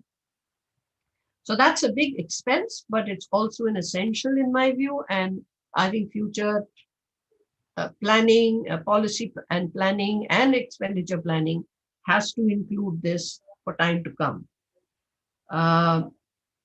There was talk about flexible schooling systems, and I think India has been one of those who have looked at various options. I know we did a lot of work on radio, we have dedicated television channels, and we have these wonderful instruments of open schools, especially the National Open School has been very effective in reaching out to girls, especially adolescent girls, married girls who are still pursuing their education. So I personally think that area has to be given a huge fillip. And I have been in touch with the NIOS people, and I think their outreach and the state schools, the state open schools, this is another area of investment which policy should make, because there's a fairly good ground in India, and we need to move this forward. And even in COVID affected or any other disaster, the postman always lands up at your house. So outreach to materials, outreach to perhaps a blended program with even the open school system is a very, very important thing for disadvantaged groups across our country, and especially, most especially girls, because it gives them a flexibility which otherwise a rigid schooling system does not. So I think more investments in the open schooling system, more investments in an open school with blended learning is something which I would root for, and for more innovations in the open schooling system, so that girls remain engaged no matter whatever domestic challenges they face. So that's a big, thumbs up. I think the system is throwing up for these alternative systems. In this also comes the area of adult literacy, and for whatever the ups and downs in our total literacy campaigns have happened in the past, but I think there is still room for that, and these are being revamped, I believe, currently in the country, and are more community-based. And I would say that even school-based evening classes were something which needs to be revived, so that a lot of non-formal systems which help girls in particular to do the catching up, which has become so important, are alternatives which the girls, which I think policy should push, practitioners should carry out, and the girls hopefully will benefit from this. I think there is also a huge challenge which COVID faced on the fact that our girls, children stopped coming to schools because the schools were closed, and the girls in particular, which was the effect that they had no access to the midday meal program. Now, for all its emphasis that is given on that program. It was a very important supplementary nutrition program. And for girls who we know are nutritionally fairly challenged in their domestic environment, this was an even more painful loss. So I think some of these alternatives which were suggested during the COVID period, some succeeded, some did not. But once they are back into school, or if they are even in some non-formal settings, the whole MDM program has also to respond to the fact that this must continue to support them and support their health and make them less vulnerable in a schooling outreach program. And last but not the least, and this is, I think, becoming increasingly an article of faith with me from what I see, is that, and I think the COVID episode has made this more apparent to adolescent boys and girls, is that, people lose jobs, people get kicked out of regular employment. There have been huge losses up and down in urban and rural areas. And India has had the most horrendous pictures of migrants walking home. So we have to look at, and I think it's built a bit of respect for the fact that you must have some skills and some vocational abilities to be able to earn a living. And I hope this translates, and government policy can push this. Persuasion and the right kind of signals can harness the advantage here, is that schools do offer a huge number of vocational courses. And children should be encouraged, along with their academic studies, to have compatible vocational skill building programs. And these are not the lathes and the turners and the fitters and the refrigeration. This is not what happens in schools. In schools, they are largely the vocational courses which are offered are more based on academic compatibility, service sector, sectors which will need a basic class 10 or class 12 level of understanding of education. But which are not driven to the technical side. So don't use skills, don't understand when I use the word skills that we're looking at very technical specific skills. No, we are playing on the service sector. We are playing on where you need a bit of education to be able to get on with certain types of jobs. But you need, like for instance, retail, you can do a lot of work on a teller, or you can, if you have done basic IT and read a little bit of the theory of retail in school. So I'm talking of those guys. You can do history, you can do geography, but you can also learn to become a historical guide. So if I'm a student in Agra, it might help me. So I'm talking of, I'm giving you very simple examples, but what I'm saying is these are compatible with their learning and subjects. And so I think increasingly we must prepare our adolescents, especially girls, to be able to take these kind of courses, push these courses, so that in times of crisis, they have some skills which they can use to earn a living, to be able to support their higher education if they choose to do. So I think the area for vocational education is again to be rethought, to be considered more appropriate for building adolescent skills in joining a work life post school. So COVID has sort of, I think, brought this again center stage, and I hope policymakers and implementers across the country will probably realize this.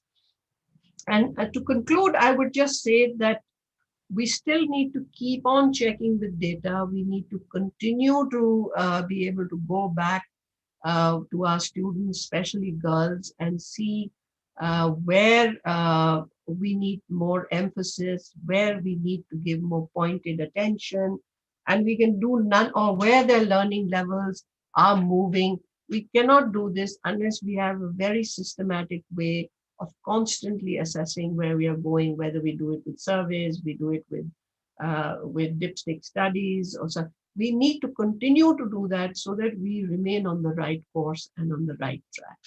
Thank you for your patience for listening to me.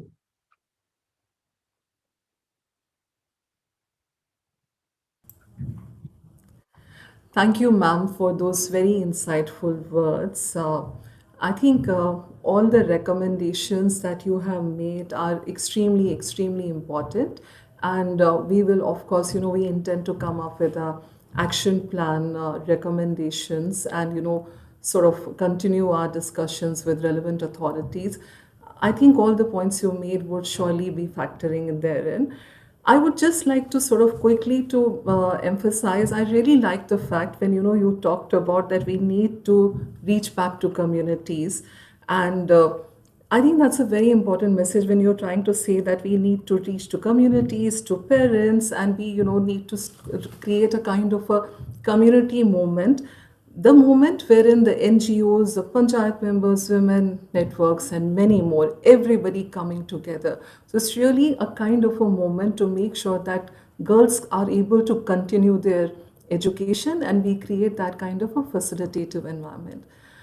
The other point in the whole conversation, which did really strike to me, was the fact that you did talk about, the flexible learning, and we seem to be really. I think what COVID has done is, it has sort of fast forwarded us towards that direction of flexible learning spaces, blended learning spaces, with presence of, the internet and the conventional mechanisms. All very relevant points, ma'am. Just because we are, running short of time, so I will just now say a big thank you to you. Please stay with us because we would have question answer sessions and there are many questions we can see for you. So please stay with us. And now I move on to, thank you so much, ma'am. Friends, now I move on to our next speaker, and our next speaker is Dr. Jyotsna Jha. Dr. Jyotsna Jha is a trained economist. Jyotsna currently heads Center for Budget and Policy Studies, Bangalore. She has extensively worked on issues of equity in education, gender, women's empowerment, public policies, including gender budgeting, health finance, and public spending on children. She also writes on development-related issues in newspapers and news portals. Jyotsna was an advisor at Commonwealth Secretariat in London. Welcome, Jyotsna. Thank you. Thank you, Pooja. So I'll start sharing my screen. Yes, so we know that you have a PPT for us or a presentation for us, and please feel free to share your, presentation.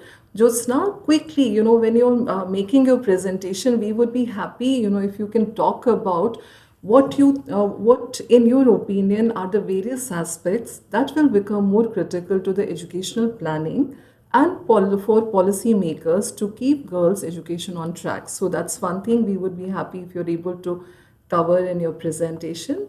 Secondly, what are the areas where we as a country would need to prioritize investment in order to ensure that girls' education does not suffer a setback? However, please feel free to add any more dimensions which you think are relevant for this webinar today. Over to you, Jyotsna. Yes, thank you. 1 second. Let me see if...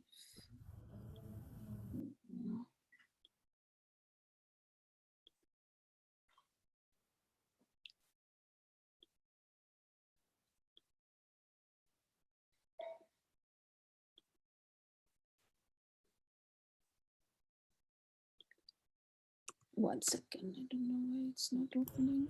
Sure, please. Yeah.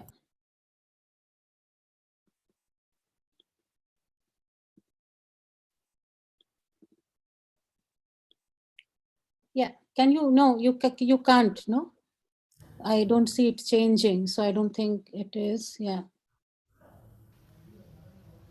So you can click on the share screen button and from there you can. No, I know that, but it's not picking that.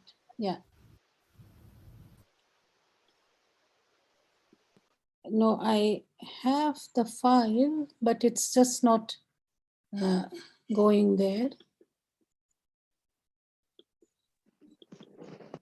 So will you then start sharing on my behalf? You have the. Sure, just give us a couple of seconds. We'll get it sorted. Yeah, and while I'll also try.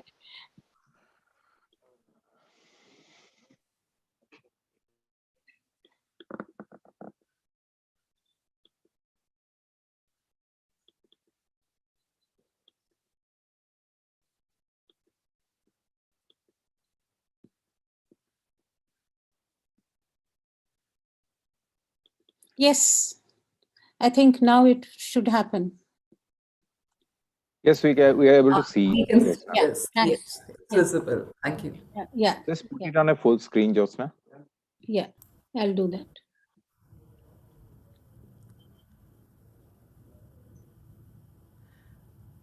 Done? Yes, Fine? it's perfectly fine now. Please go ahead. Sorry for losing that time. So yeah, so thank you all. Thank you, Saurabh, for inviting me, and nice to hear old friends with their new ideas. So it was nice to hear Suman and Vrinda, and while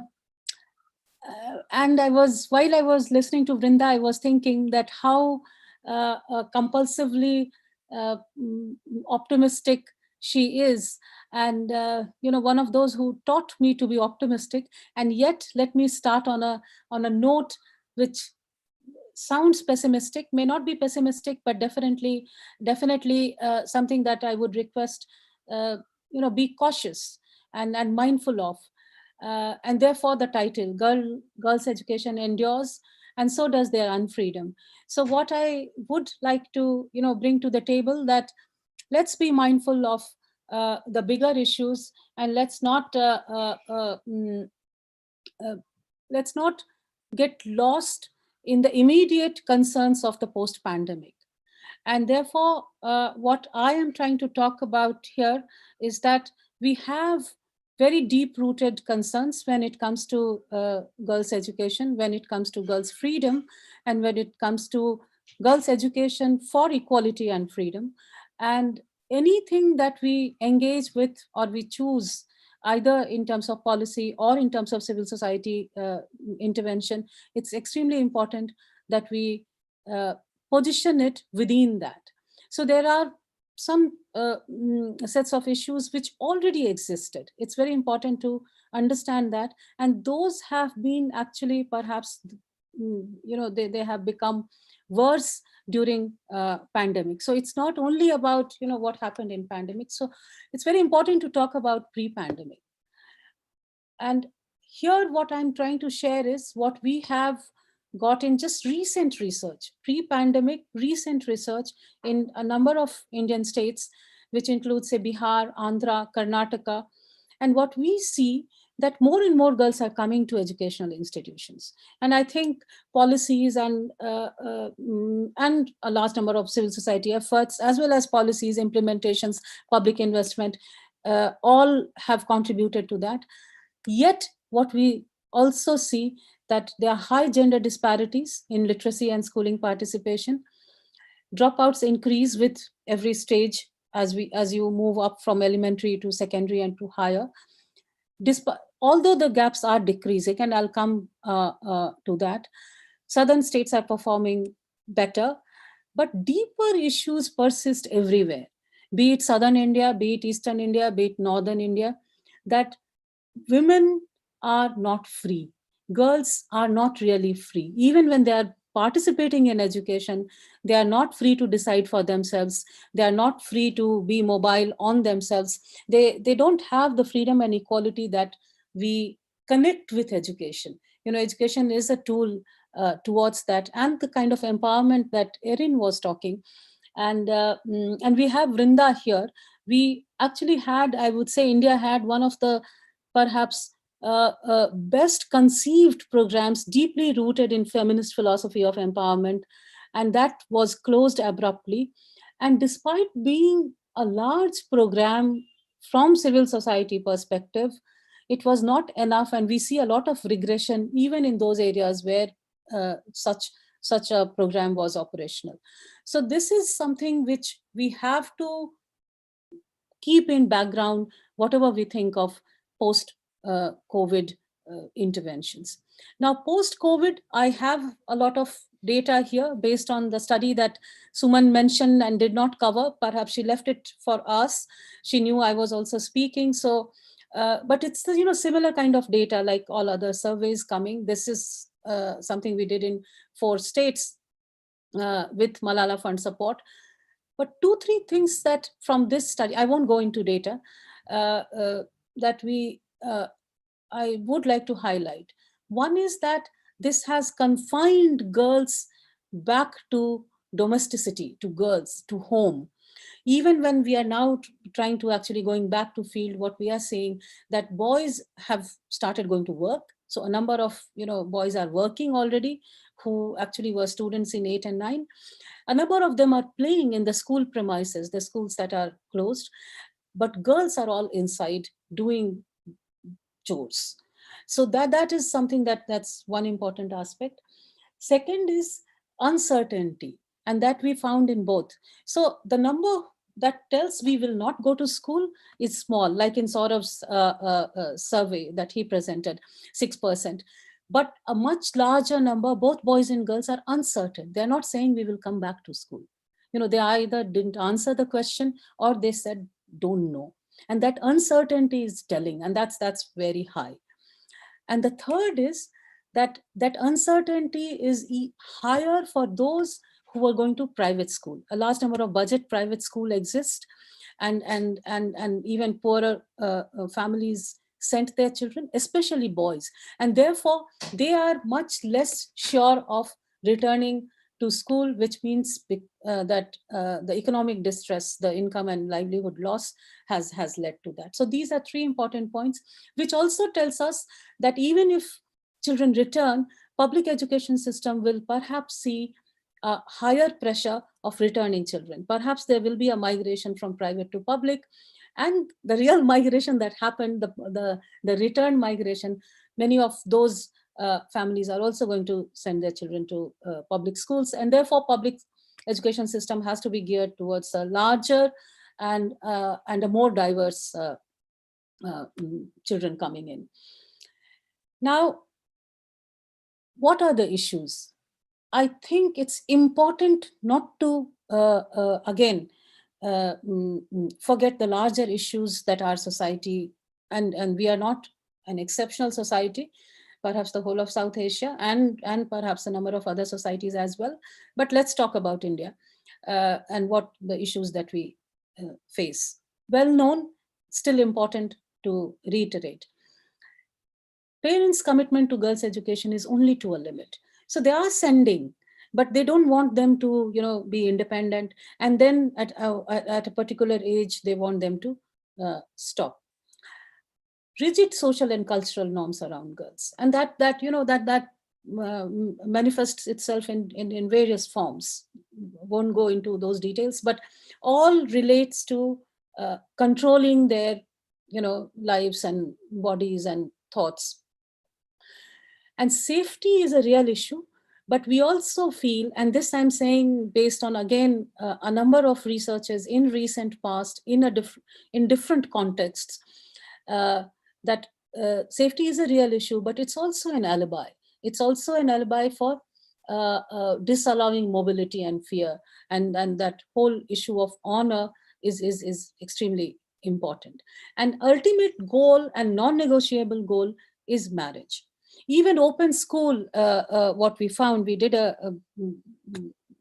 quite a comprehensive study, that girls' enrollment is much actually lower than boys, and it's largely used to have a degree which helps in marriage market. So education for literacy, for finesse, social prestige, and also for earning in times of crisis, but not for freedom. And then COVID-19 is going to definitely make it worse. Now, other issues which are also important is that school education, again, I'm basing it on our recent research, not on past, and I can give a number of examples. that what we saw in classrooms, what we got from girls from their experiences of schooling, is that there is a covert and overt discrimination, and it takes various shapes. And let me tell you, this happens even in areas where we are seeing actually that more girls are coming to school. A recent research in Andhra, there is actually almost 10% point difference between girls and boys. Less boys are going to school at secondary level, and yet in the classrooms, boys are at an advantage. They are sitting in front, they get more attention. The expectations from boys are different compared to girls. And this is where we are different from those countries, for example, South America, Caribbean, where we are seeing, again, boys at a disadvantage, but they are also disadvantaged in classrooms. But they are, even in those societies, they are not at a disadvantage in society. Labor market still actually favors them. What we see here, that in terms of enrollment, girls' enrollment is going high in at least in parts of the country, and yet it doesn't translate into say equal opportunity for education. Skill education also, our own study tells us that it's highly stereotypical and also piecemeal. And I'll tell you, I mean, I'll give you in terms of examples. Again, in southern states, what happens that we follow pre-university pattern in number of states. And so the connection between school, like 10th and 11th, is very fragile and weak. And the 4-year skill diploma or even certification becomes very difficult. I won't go into details, but there are issues. And of course, girls are pushed to, all the beauty and care jobs, feminized, towards feminized industry. Higher education, again, concentration in traditional disciplines. Labor market, again, all our studies tell us that continues to be, feminized, discriminatory. So what happens, and I'll actually add the whole issue of internet. Everyone mentioned that access is an issue. Yes, access is an issue. And like we have 10 schools that we work with, only 10 schools. And what we found that only about half, less than half, have phones. And girls, even in the families that have phones, don't have access. So structural, so one is the whole poverty and economic capacity comes in. The second, that's the first threshold. The second is the structural issue. So the access to phone depends on, your gender. And the third is, of course, the quality of internet-based education. So even if you have, what kind of education is happening, because, and that it's not that teachers are not working hard. In fact, teachers are perhaps, next to doctors, if someone has really worked hard during COVID, it's teachers, but they are not trained for it. And the systems, the schooling systems that they work within are basically expecting them to just replicate what they were doing in normal face-to-face classes. They have no autonomy, no freedom. So those are the issues. Again, why I'm raising this along with these, because these are educational institutions issue. These are issues of delivery. These are institutional issues, whether it's society, whether it's education or anybody who delivers. Also, before going back to next slide, I will like to share that other institutions that came in. For example, post office. With our small action research, we realized that, okay, online is not the solution. So what do? We are located very far from our action project area. So we decided to use post office. And we actually started developing, and we are continuing to do that. So we started developing learning materials in the form of cards. First, we had thought that we would send postcards, but printed postcard is very expensive. So we decided for book post. And we also had, these letters for, and as you can see that we are imagining different kinds of families and for, guardians, parents. And we started sending twice a week. So these are the cards we have been sending for last several months. Now, the idea was that reading based, so that the reading habit continues. They don't have any reading materials around them. activities. And these are integrated activities in the sense that we are trying to address gender, health, science, through experiments which they can do in the kitchen, they can do within household or within their neighborhood, a lot of those kinds of activities, and also building relationship, so that the risks are there, and if they have, and we also sent empty prepaid postcards, so they can just drop a postcard and that will reach us and our mentors who are close to the field, and that will work. It has been a challenge, despite the fact that we have also been contacting post office, thanks to your own social capital. I have a number of my friends who are in postal service, and through them trying to bring pressure. But how power relations work in different. So some of the postmen are actually come from very powerful upper caste families, and they don't deliver these, and they are not scared of anything, including a call from, say, Postmaster General of the state. So it has been a challenge. We have continued. We are continuing, going to continue with it with slightly less. We are trying to now go to a transition phase where our mentors will go to the village, like we all talked about, flexible interventions, and use these cards in groups with children. But there what we are facing, that in urban, like in say Patna, most boys are already working, girls are not coming out. Girls have also started working as domestic helps now. And in Muzaffarpur, our other district, girls are not coming out of the house at all. So the challenges are there. And what I'm trying to say, that one success here, one success there, one case here, and I'm not undermining that, but the fact is that the structural challenge, the institutional challenges are far more powerful, and it becomes it's challenging to deal with those. Come to policies. Again, we saw that certain things worked during COVID, certain things didn't. Certain states did better. Like in our survey, we found that Assam did much better than, say, Bihar and UP in terms of reaching out. Telangana did much better in terms of cash transfer. But on the whole, especially, I mean, UP, Bihar were perhaps the worst cases. And so that have remained there.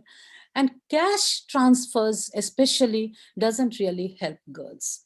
So even when food has been converted into direct cash transfer, the girls actually are not the beneficiaries. In a crisis, when there is a food crisis, about 7% of our sample, more than 3,000 families that we surveyed, actually reported going hungry, and half of them reported facing cash and food crisis.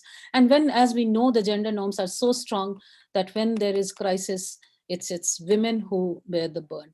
We had another actually case studies based study, not yet published, in Gujarat. There it's very clear that for women, life remained the same. They remained hungry in times of crisis earlier, they remained hungry now.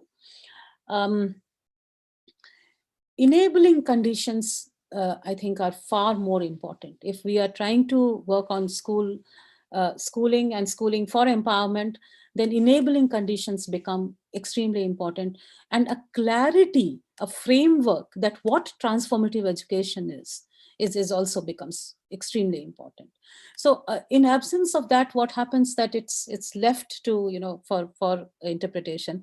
And in a context where empowerment is not valued, in a context where girls' freedoms are not valued, these are interpreted actually very narrowly.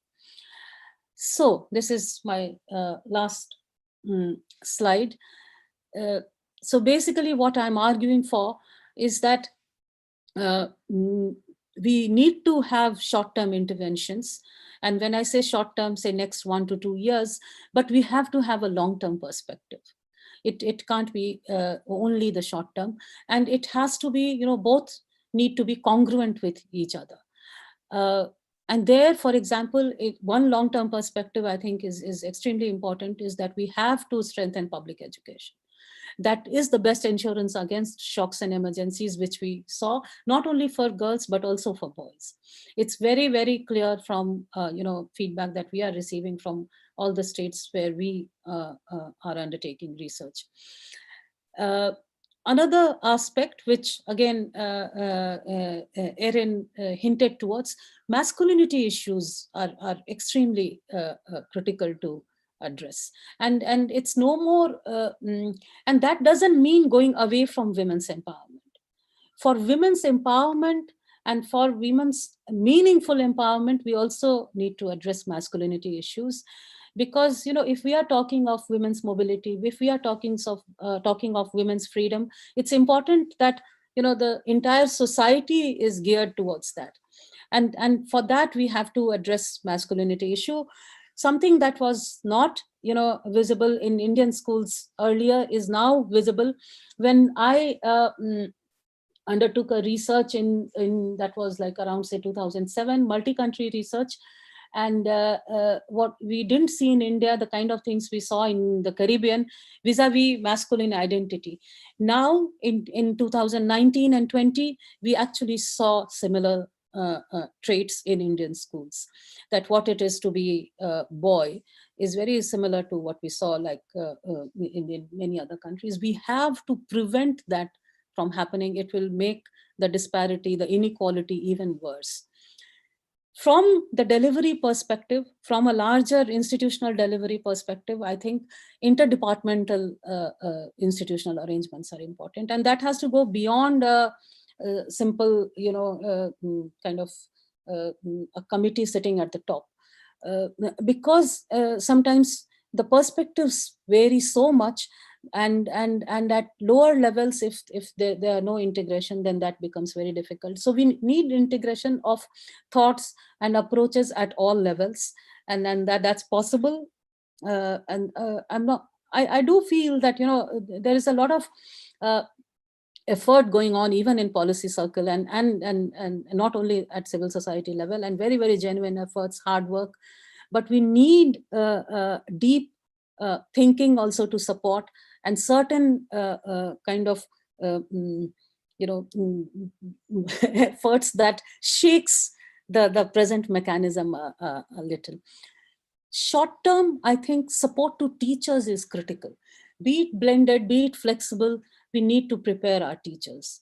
And that I think has been weak. It doesn't really help to give them one day training with some gyan poured on to them. It has to be much more continuous, much more engaging. They come from the same society. The way they look at everything remains the same. So it's very, very important that we go for that. And some kind of zero tolerance policy is important. That we have, I think every nook and corner we will have one Roshni, but for one Roshni we have 1,000 others who did not succeed. Despite making that kind of effort, it's not necessary that child marriage officer, the designated person, actually is not running to get a certificate made for the family that wants to marry their child early. So and I'm not going, we have faced such situations. We have faced situations where our mentors have been threatened with all kinds of things, including rape and murder. So so I think it has to be a much deeper, much bigger, because a critical mass is important movement if we really want zero tolerance. And inclusive methods, low tech, non-tech, because technology in our country, it's not it's a huge gap. The digital divide is huge. Again, I won't go into that, and the thresholds are very, very different as compared to in many other countries, including developing countries. And therefore, if we take numbers, the numbers who have access is very high, but the numbers that don't have access is even higher. And therefore, we have to look at localized, and as Vrinda was talking about and Suman was referring to, that we have tested, and if I remember it correct, Saurav has been actually engaged with some of those alternative schooling interventions. Some of those need to be revived, but let me also share one concern there, that we should not let that be fully institutionalized in place of schooling. That's very important, because one fear that many of us have, that on the name of post-COVID, now we will see even less public intervention in education and in real schooling, which is full-fledged schooling for all children, the poorest and girls included. And I will like to refer to, one experience of our neighboring country, Pakistan, where because of one particular regime, many things changed. During till then, their education was actually fairly progressive, and in one regime, when it changed, and girls were actually encouraged to go for open schooling so that they could be confined, in their domestic spaces and yet be literate, and that it has been extremely difficult to change that, get that back to full schooling for all. So let's be aware of that also while we talk about these flexible, and ideally actually the whole schooling should be much more flexible. So I'm not arguing for a rigid system of schooling, but on the name of flexibility, let's not be discriminatory, and let's not promote a system in the long run which actually goes against girls' freedom and empowerment. So with that, I would end. Yes, I think I have covered all my. So yes, we should keep transformative girls' education for equality and freedom as our prime objective, while we work with all our enthusiasm and energy for to deal with post-COVID interventions. Thank you.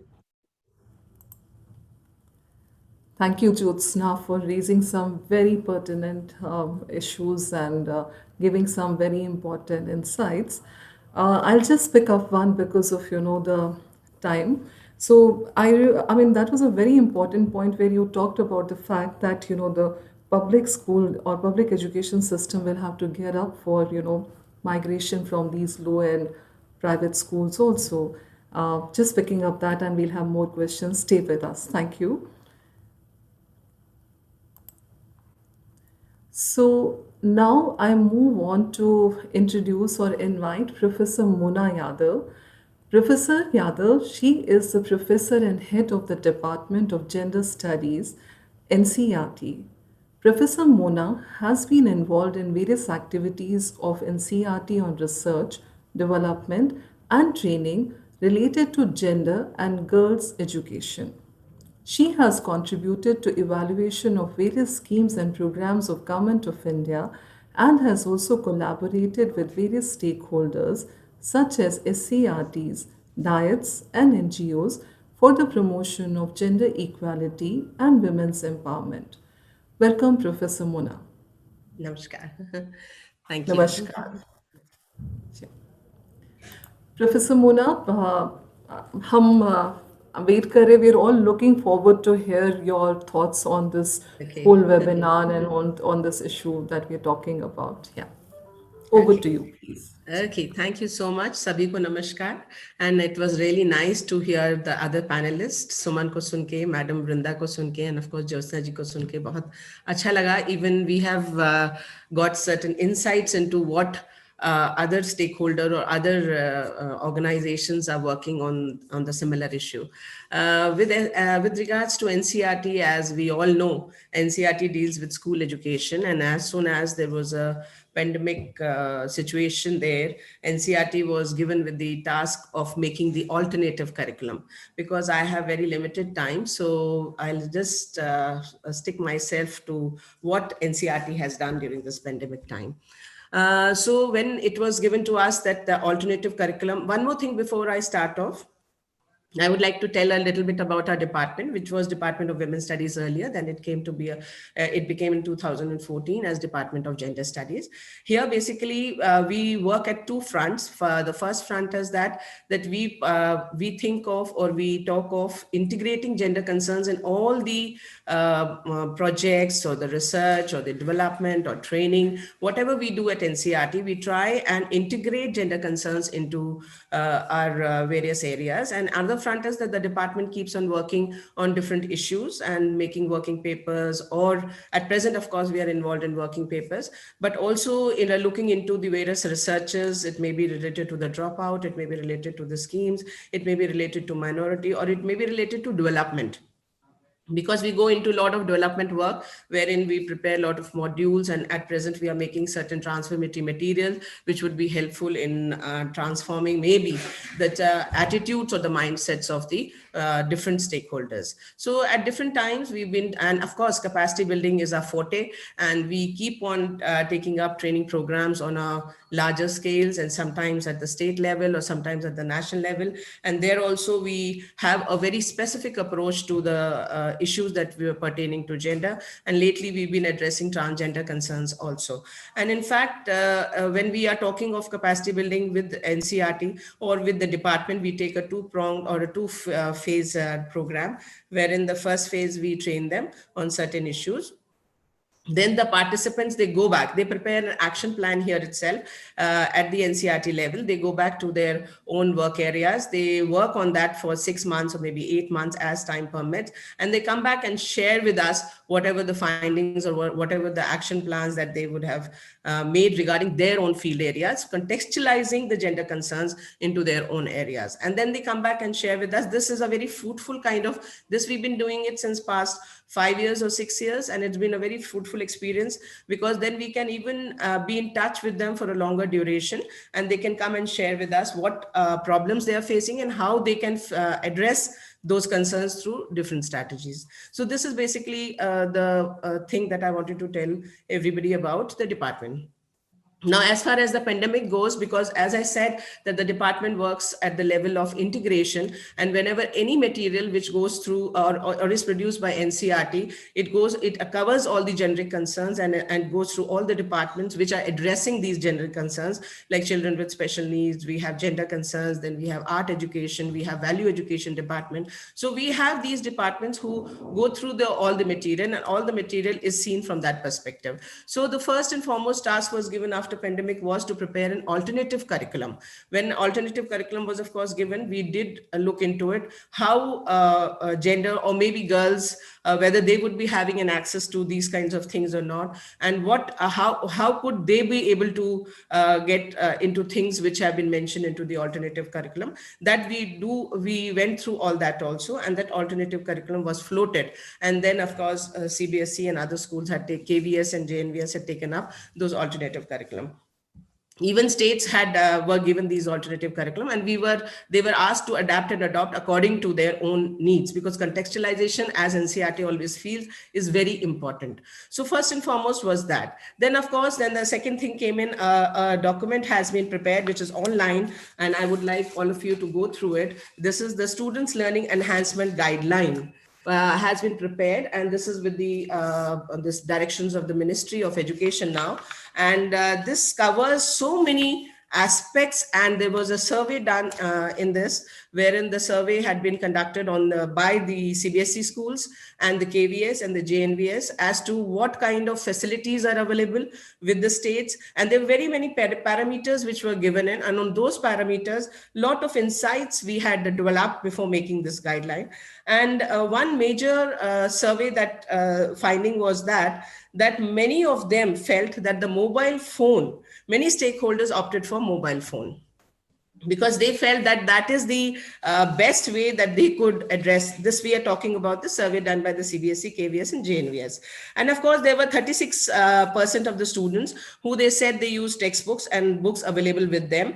Laptops were not favored according to the survey, and television and radios were the least utilized, though NCERT is running a major program, that is the Diksha platform, which is being run. And we have a Prime Minister e-Vidya channel channel which is going on. And in fact, Prime Minister e-Vidya program, we have designated channel for each class, and everyday basis, even today on everyday basis, there are sessions or there are classes for different subjects. And there is a caution there that the classes and all things that which is shown is after 2 o'clock. Maybe the classes get over in the morning, online classes are there with teachers, or something else is there in the morning. So all these e-Vidya programs are shown after 2:30, after 2. So we have for different subjects also, we have subject areas, and class-wise also these e-Vidya program has been running. And of course, Diksha platform, which everyone knows, teachers can share their ideas, their online material, or maybe there's some tutorials or anything which they feel, or their queries or anything that can be shared on the Diksha platform. Then, of course, there were certain other things which were from the survey which came out to be, and some positive thing which I will just in a minute or so share it with you was that these CBSE schools and the JNVS, they talked about, there was what initiatives they took were large scale teacher training programs that they took in, because as everybody has said, teacher had a lot of issues related to how to use the online devices. Because one positive thing if COVID has done is use of the online platform, how online can be used as a medium, and how teachers initially who were not aware about any software or how to use online medium, they started using online. In fact, with us also at NCERT, we started using online, and we were becoming more and more online friendly, rather, which we were not there earlier. Then there were online classes for classes 6 to 12 with the KVS, NVS, and of course, there were counseling services which they had organized. There was rationalization of the syllabus, which was very important, because a lot of time loss has been there. So how this rationalization can happen, that was also done. Adoption of, as I said, alternative academic curriculum was there. Launching of CBSE podcast was there. Then launch of Vidya Dan was there, how different knowledge can be shared through the online medium. Then there were other kind of, like they had the toll-free number, a helpline number, wherein the children could discuss any issue or anything with the teacher, or somebody, maybe a mentor or maybe a counselor, whom they could discuss certain things. So all these were there. This was done in the, and this is present in the this survey and this document which is there, which is available online. In fact, this document talks of many things, that what parents can do, what various stakeholders can do, whether having digital device, whether not having digital device, and even the parents who are not literate, how they can help out their children. There are guidelines related to that in this document. If anybody would like to see, it's present online. Then, of course, as very well I had been talked of, that we have talked about energized textbooks also, because we have energized textbooks, as everybody knows, that there is a QR code, and in these QR codes, many videos and other things which are gender sensitive also have been included, like in history textbooks, in other textbooks. Some of these QR codes contain going beyond the textbooks, where certain gender sensitive material has been added into these QR code. That is why these energized textbooks we are talking of. And one more thing which everybody would have heard was Nishtha, because Nishtha was an online training program, because this got stalled at after the March, but then we continued it into the online mode. And in the online mode also, we had a major focus on what we said was that how during this COVID time we can address certain issues. And of course, gender was part and parcel of all these Nishtha programs that was there, as regards as the other generic concerns also. Then one more program also went into online was Ayushman Bharat, wherein again there were many like they were related to the values, related to violence, related to gender equality. These sessions also went online through the Ayushman Bharat Health and Wellness Program, which also NCERT was a major, had a major role into it. And there were many videos, short videos were framed into it. And there were activities which sensitized the teachers. So we had trained the master trainers, which in fact now we've been part of it. Haryana and other states have taken it up in a major way, and they are doing it in their own states now. Along with the Nishtha, this program is also going on, which focuses on the adolescent issues. And all the adolescent issues, whether it is emotional well-being, mental health, and all these issues have been tackled in this Ayushman Bharat program. Then, of course, at our departmental level, we would be now we were supposed to conduct a program, but now it will go into an online mode where we'll be talking of the transfer capacity building of teachers, that we would be doing it. Then there would be, as I told you, that new curriculum is into being, and there also we have the department here and other departments also, they are making the working group papers for the formulation of the curriculum.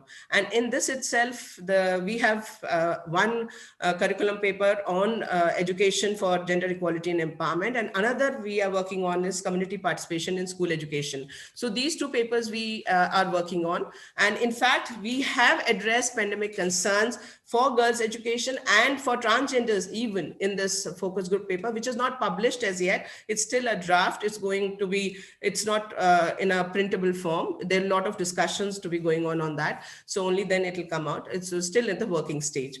Then this is what NCERT has been doing. And of course, we're working on an online course, and there are not many online courses being floated in here, wherein efforts are being made that gender becomes a part and parcel of it. As regards, because time is short and I won't take much time, the suggestions as regards as what we could be doing it was, of course, as everybody has said, that no girl should be left behind. That is very, very important.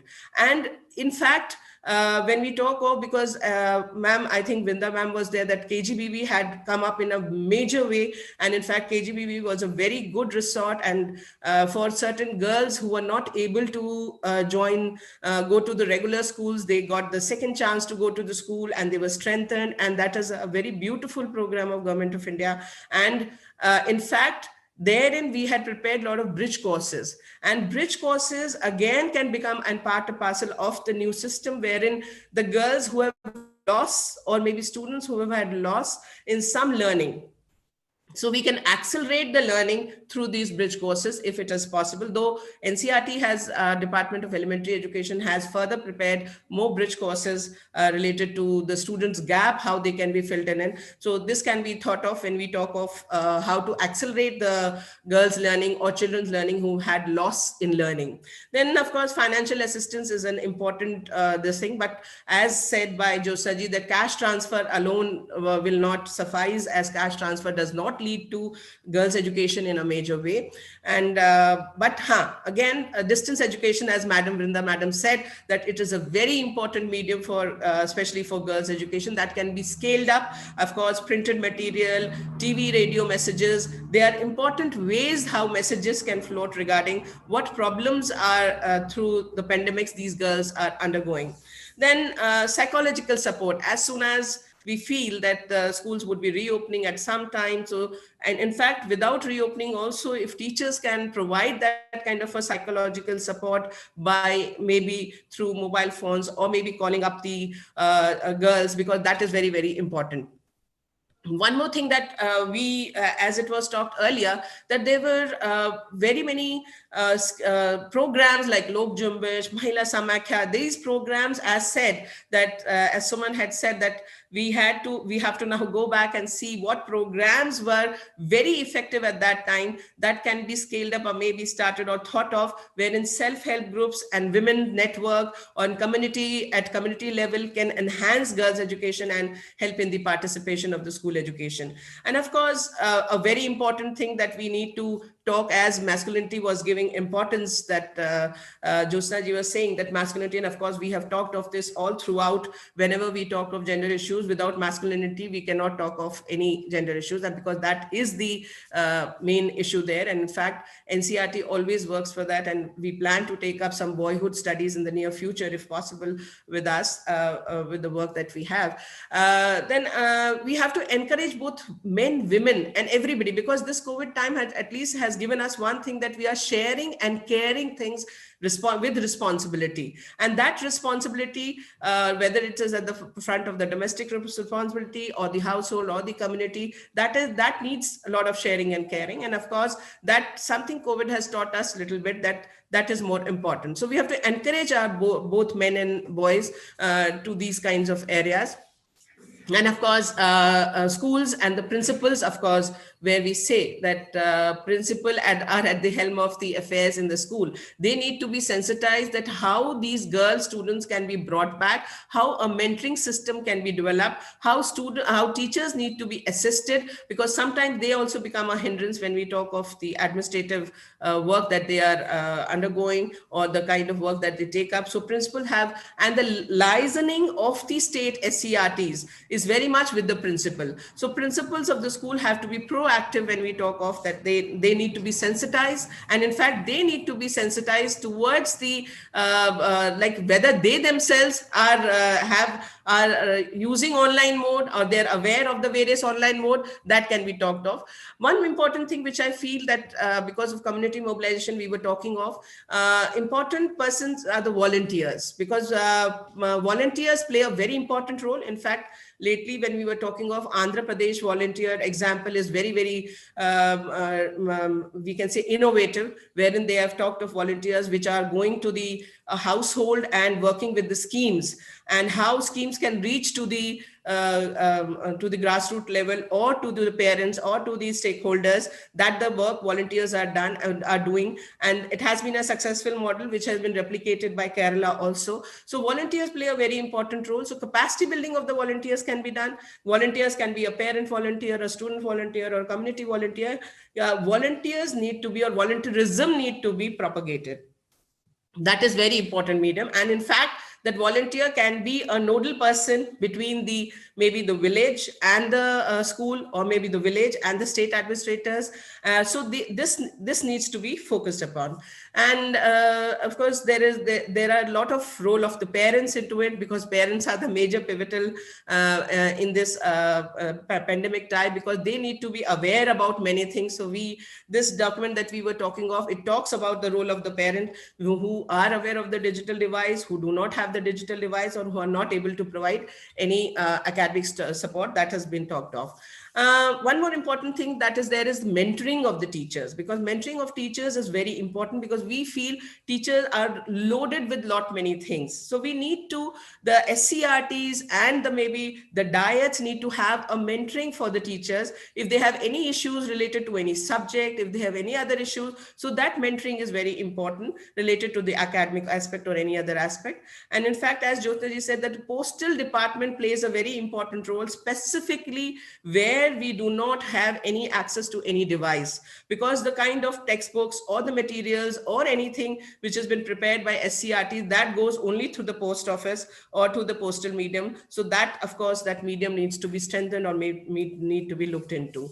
And one more thing that we can talk about is that when there's a concept of mobile schools, like if a mentor, or maybe if a teacher or a volunteer can, if it is possible, travel to villages and have some kind of insight into it. But before that, as everybody has said, survey is very important, that where girls are lagging behind, they are not having any access to anything. So there these mobile schools can go, and where they can help out certain sections of the children who are not having any access to anything, and they can work as a medium of learning for them. Certain concepts I was seeing in the television, like mobile libraries. Some corners have been made, that was coming in NDTV the other day, that those corners are a place where children can come and borrow the books and go back, and then again sort of a kiosk, a small corner has been made where library books or the community can donate certain books, and these books can be given to the children and they can have a reading on these books. And of course, when we talk of residential schools, they play a very important role. So there, like the KGBVs and other residential schools have a major role to play, because again, the warden or the teachers working in there need to, or maybe the BRC or CRC need to find out where the girls are still facing problem and they are not having an access to the schools, how they can be brought back. Because even if the girls who were already residing in KGB are not coming back, then what mobilization strategies can be adopted, and wherein they will be coming back again to the KGBVs and to the other residential schools. I think that's all what I wanted to say. And of course, the task is mammoth, and we have a lot of issues and still working for it.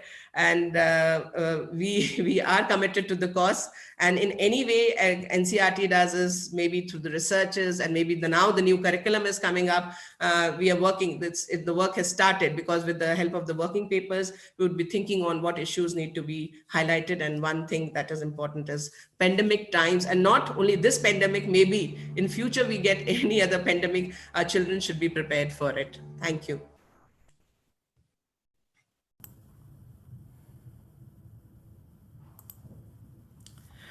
Thank you, Professor Mona. Thank you for taking us through various innovations that NCRT is steering during these COVID times.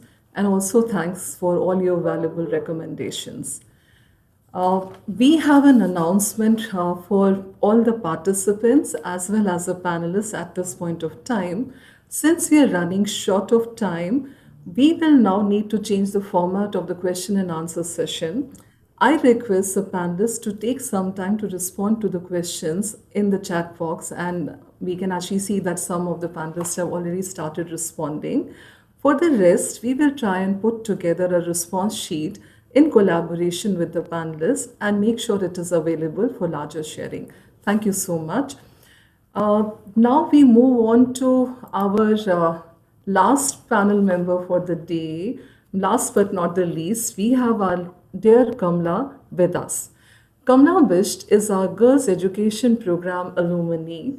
She was our grade 10 student when her family thought getting her married was the next best choice. Kamla stood tall and strong against her early marriage. Over the years, while negotiating, asserting herself, and undertaking many other challenges, Kamla completed her education, got to the Gandhi Fellowship, and continues to strike a spark in other young girls' lives as a role model and a mentor. Kamala, thank you, आपका बहुत बहुत धन्यवाद कि आप आज हम सबके साथ में जुड़ पा रही हैं. Thank you so much for inviting me here, and I'm sorry for those people who don't understand Hindi, because my thoughts always comes out in Hindi. So I'll start with a poem written by me. Perfect. Yes. Please go ahead, Kamla. जी. बात मैं बस इतनी सी कहती हूँ, जो हाल इस वक्त बालिकाओं का हुआ है, बस वही तुम्हें सुनाती हूँ. पापा बोले जंगल से लकड़ी ला, माँ बोले तनिक किचन में मदद तो करा, दादी बोले जरा चाय तो पिला, दादा बोले तनिक गाय को चारा खिला. घर के तो सब काम मैं चुपचाप कर लूं, पर बताओ ये समाज के ताने कैसे सह लूं. अक्सर पड़ोस के काका कुछ रिश्ते लेकर आते हैं, पापा को समाज का भय दिखाकर मुझ पर शादी का दबाव डलवाते हैं. अब पढ़ाई पर भी तो मेरी बन आई है, क्योंकि काफ़ी लोगों की नौकरी जो चली गई है. मम्मी पापा अब थोड़ा प्रैक्टिकली सोचने लगे हैं, पढ़कर क्या होगा ये कहने लगे हैं. अब मैं खुद के विचारों से लड़ने लगी हूँ, मैं कुछ नहीं कर सकती ये सोचने लगी हूँ.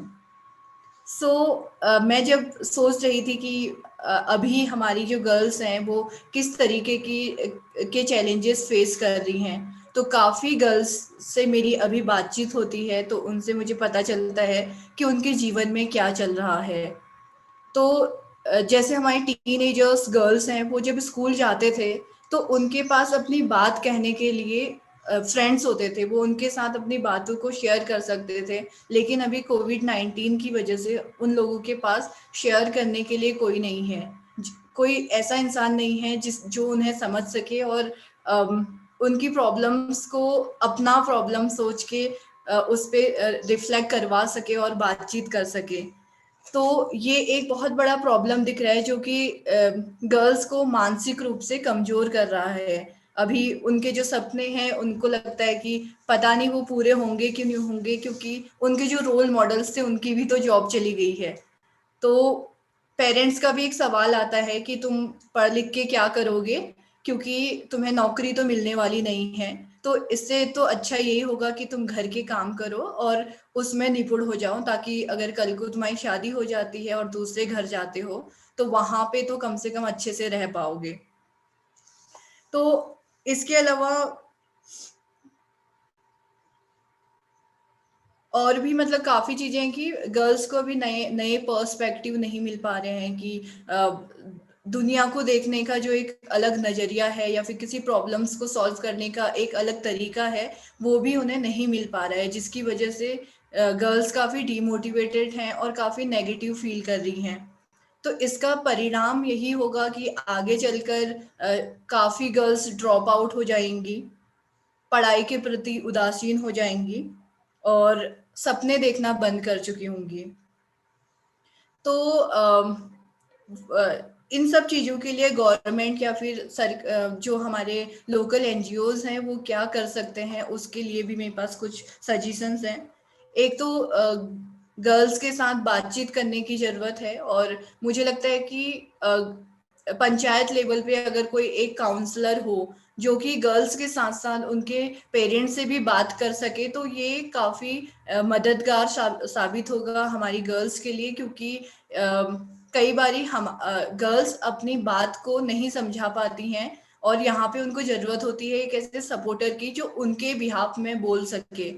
तो गर्ल्स के साथ उनको मोटिवेट करने के लिए बातचीत करना तो जरूरी है, पर साथ में उनकी पेरेंट्स की भी काउंसलिंग करनी जरूरी है।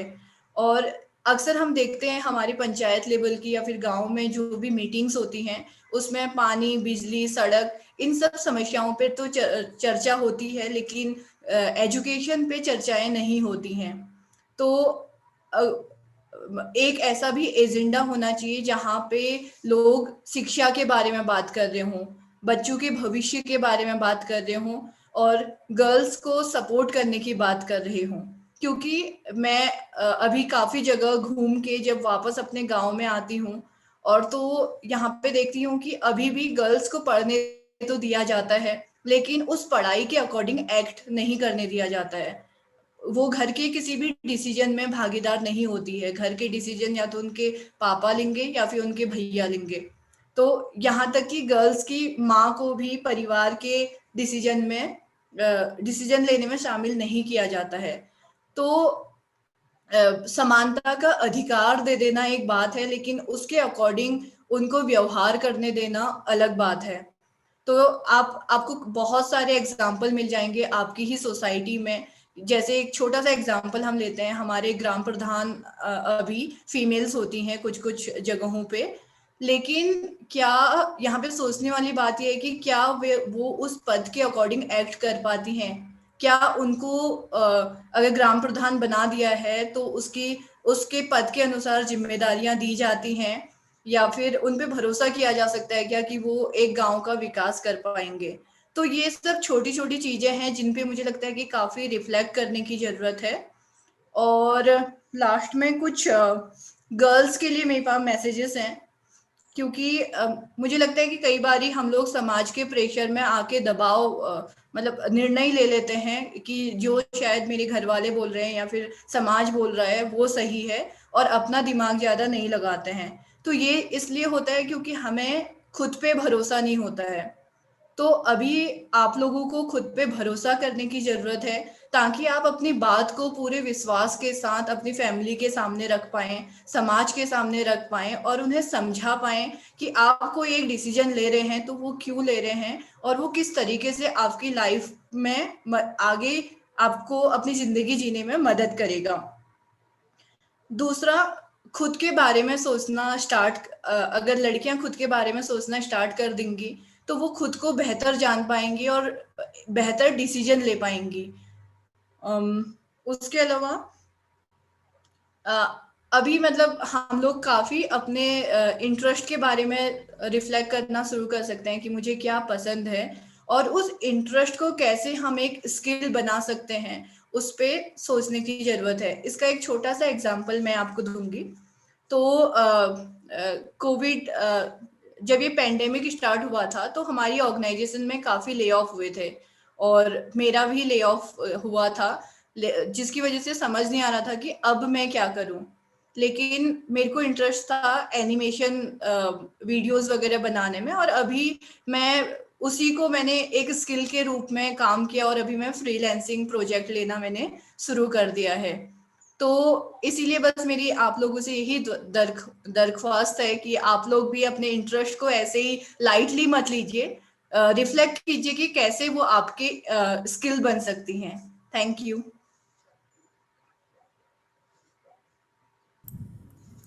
कमला, आपका बहुत बहुत बहुत धन्यवाद। आपने बहुत सहज तरीके से, मतलब मज़ा आ गया आपको सुन के, और आपने एक बहुत सहज तरीके से जो लड़कियों का पक्ष है उसको रखा। वो कविता मुझे दोबारा सुननी होगी, बहुत प्रोफाउंड थी। Thank you. Thank you. So, friends, now we are coming towards the end of this panel discussion, and I will quickly try to sum it up. So, if we look at the entire discussion today, it very clearly emerged that the pandemic has made the inequality stronger and made girls, especially the adolescent girls, more vulnerable. So, there is a need to consciously address the gender discrimination element of the pandemic. I think that was one message that was very consistent. If we look at the broad lessons that we can draw from our discussion today, those were essentially that when we are talking about policy or sectoral reform, we need to look at all response strategies from the gender lens. The digital divide for sure needs to be bridged. However, in addition to it, various other strategies and means of innovatively reaching out to girls and their communities need to be explored. The parents, community members, as well as civil society organizations play a crucial role in ensuring that girls' education continues unhindered. As I sum up the key lessons, I would like to emphasize on a quote which goes like this: never waste a crisis. We can use the crisis to make the opportunity to build back better. So, how do we build back better? It is about strengthening the ecosystem, fueling the commitment, and helping girls make informed decisions about their lives. Once again, a very big thank you to all our esteemed panelists for their invigorating insights and audience for their active participation. And as I wrap up, I would just like to end with the words: let's not make this business as usual. Let's make this a business unusual. Thank you, everyone. Over to you, Nidhi. Thank you. Thank you, Pooja, for excellent moderation of the panel. I'd also like to thank the distinguished panel members. Thank you for sharing your insights into the current challenges and ideas and thoughts about how to tackle these. How to look at COVID as an opportunity to reimagine girls' education for equality and freedom in the new normal. I am sure the audience has greatly benefited from the discussion today. I now invite our next speaker, Ms. Lucina Dimeco. Lucina is a senior expert, advocate, and writer on women's leadership and gender equality globally. She currently serves as Senior Director for Girls' Education and Gender Equality at Room to Read. In her 15 plus years of international development career, Lucina has worked in various capacities for a wide range of international nonprofits, including Vital Voices, International IDEA, the Westminster Foundation for Democracy, the Wilson Center, as well as UN agencies. Over to you, Lucina.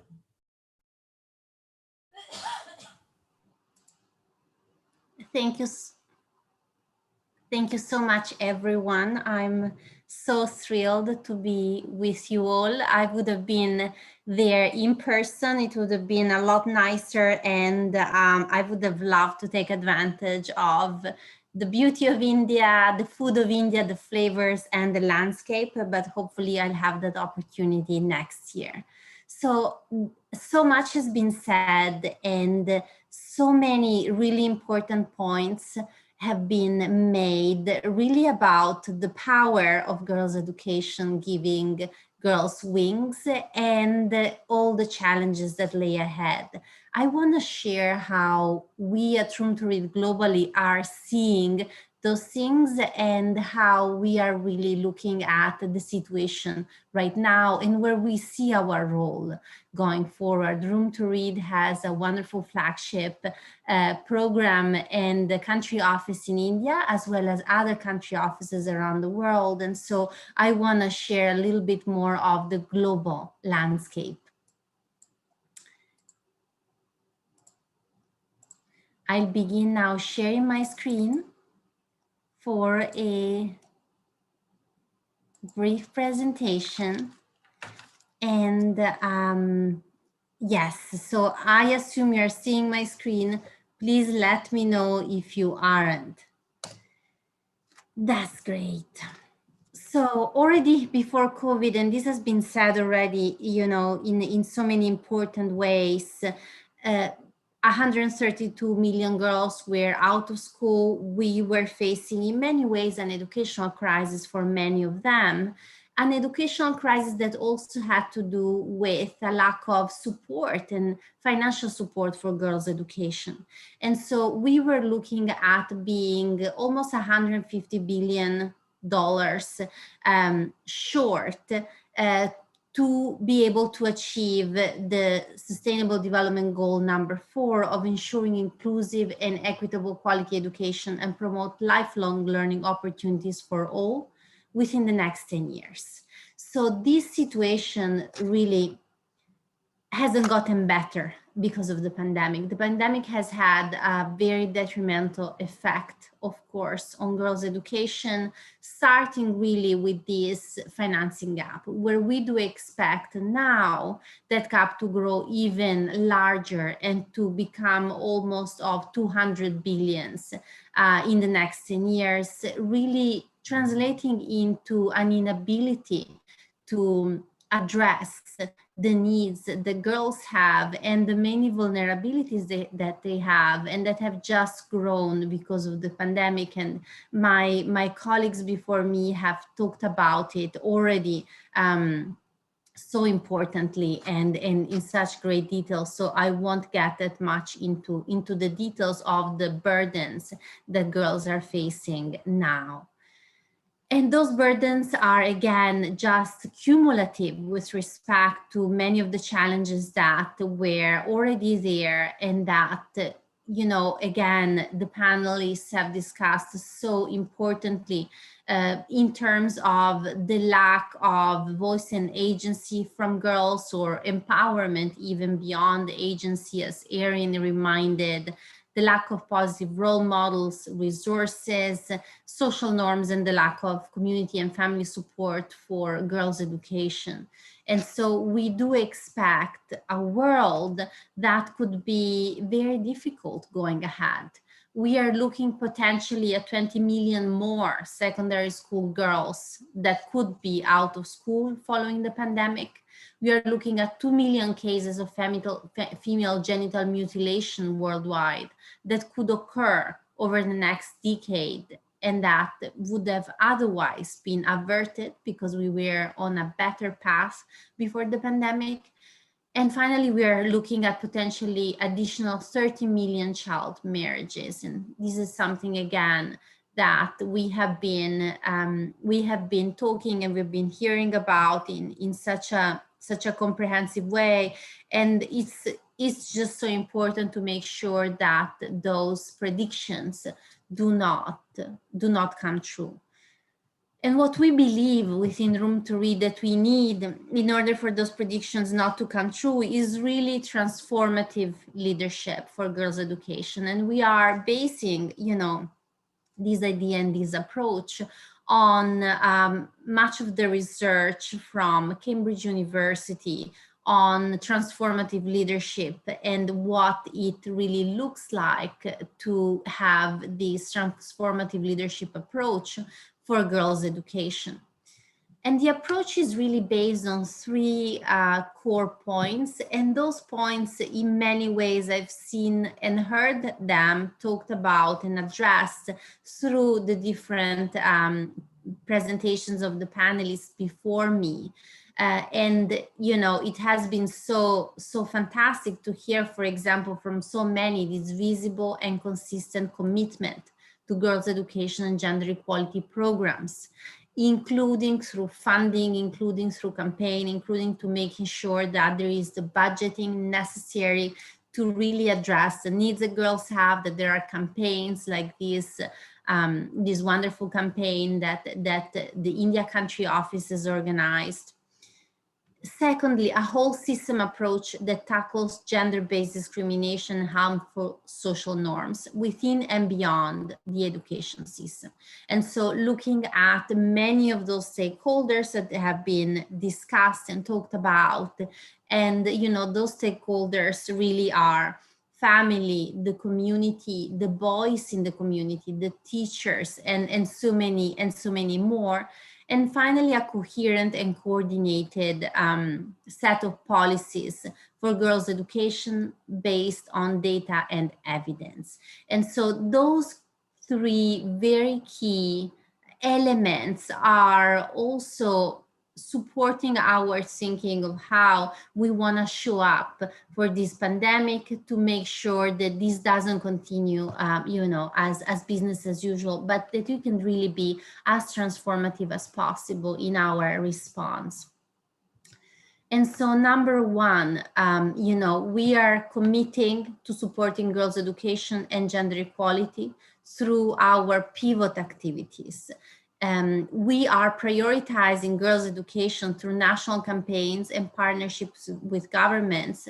And finally, we are really taking this role of also generating original data sets and evidence on girls' education during COVID, what is working, what isn't working, you know, the special vulnerabilities that girls are facing. And the survey that Saurav mentioned is really one of a kind that, that has been made longitudinally across 8 countries to really see the impact of the pandemic in the world and in the eyes of the very same girls that are affected. And so on our commitment to supporting girls' education and gender equality, I just want to mention that really our program has continued even with school closed, and has really all our country offices and the India country office in particular have done incredible work to continue supporting girls so that they can grow in their life skills, so that they can be mentored one-on-one and in groups supported by their peers, and also working with families and communities to make sure that the girls really are safe, that they are not losing sight of the importance of girls' education and really the importance of looking ahead, you know, at their future and their educational paths. We are prioritizing girls' education through national campaigns and partnership with governments. And so campaigns like the fantastic one that India has done and this country office has done, it has taken so many different dimensions and so much creativity, going from podcast to video to contact, you know, with the families and the girls through direct messages. It's just been fantastic to see the really commitment to making sure we do not lose those girls, and partnerships that have formed in many different ways across our different countries. And so, for example, in Bangladesh, we have begun broadcasting our life skills on national television to try and make them accessible to really as many girls as possible in a situation where we think really girls need them most. And the third essential point, we have been generating original data sets and evidence around the pandemic. Since we began recording what was going on with our programs and our responses in May, we have already sent over 1 million direct messages and other types of communication to the girls that we serve, and over 260 direct messages only in the month of August. And so those are really messages and reach out to the girls to support them, to support their growth in the life skills, to continue mentoring them one-on-one, and to make sure that they continue feeling empowered and working with us on that empowerment path that we began in schools, but we are continuing now even if schools are closed. And as a result of these data sets, we have seen some of those numbers that Saurav has talked about, for example, with, a set of vulnerabilities that we are realizing that girls have to potentially dropping out. They are vulnerable because maybe they aren't following up with their studies at home. They're vulnerable because maybe a family members has lost an income, or they're concerned about not returning to school because of some of the conversations they hear in their home. There are a set of really very important vulnerabilities that we want to make sure that we can address. And to do that, we really are being extremely thorough with our data and making sure that we capture what the situation is for girls' education as much as possible. Because as we all know, in the field of gender equality, there is great also data poverty that brings to difficulty in coming up with solutions that respond to the real situation, because sometimes we can't identify exactly what the situation is. So we are very committed to bringing data and evidence to our solutions. And we know that our solutions work, that this work is really meaningful. In some of the countries that have already reopened school, like Cambodia, we have seen that 88% of our girls, of the girls that take part in the life skill programs with us, return to school after 6 weeks. And so we are hopeful that they will stay in school, that they will continue in their educational path. And this is really crucially important because 70% globally of our GP alumni enroll in further education or find work 1 year after graduation. And so we really see an important effect of the work that we do, both in terms of keeping girls in school, as well as making sure that they continue in their path of growth and independence and empowerment even after they finish secondary school with us. And so this gives us optimism in many ways, and really brings us to recognize every day the importance of making sure that every girl has those opportunities. And, with this framework of optimism, I want to say that gender equality isn't just something to be done. Gender inequality isn't only a problem for human rights. It's also really a problem for pretty much every other big challenge that the world is facing today. And gender equality is the solution to many of the world's most pressing problems that will only become more prevalent after COVID. And so if we are able really to address gender inequality starting with school and with girls' education, we expect a human capital wealth growth of almost 22% globally. This is being calculated by the Global Partnership for Education. We expect that, if every girl could finish secondary education, we could virtually end child marriage. And we expect, and we know, we have calculated that if every girl worldwide received 12 years of quality education, lifetime earnings of women could increase by 15 trillion to 30 trillion globally. And so those would be increases in global economy. We know that girls' education really also means sustainable growth. Ensuring that all girls finish secondary education by 2030 could boost some countries' GDP by up to 10%. And so here is also really the importance and the urgency of further investing in this issue exactly at this time, because girls' education isn't only something that needs to be done because girls are right now in a position of vulnerability. It needs to be done because it's really the solution of creating a more prosperous and equitable world after this pandemic. And, I know that we are running a little late and will not share further, but I know that, you know, that I have been so impressed and enriched by each and every presentation that I've heard. Thank you for having me.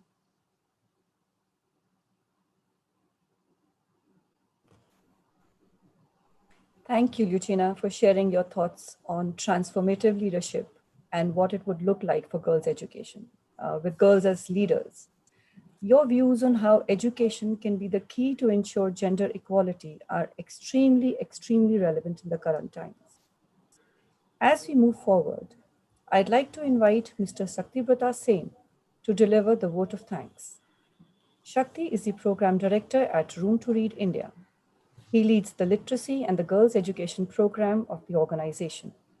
Shakti specializes in designing programs that are about quality at scale.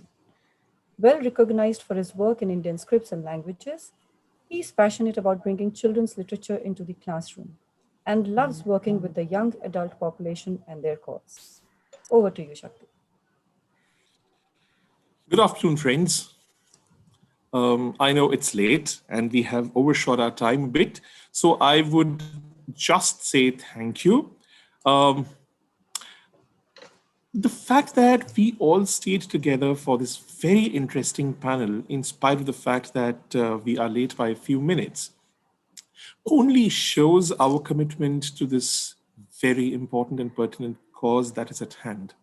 And as Suman was saying, if we do not come together, every one of us, we will not be able to arrest this problem. And we really need to do something about it. It was a pleasure to listen to all the speakers on the issues of girls' education during COVID and beyond. We have learned so much.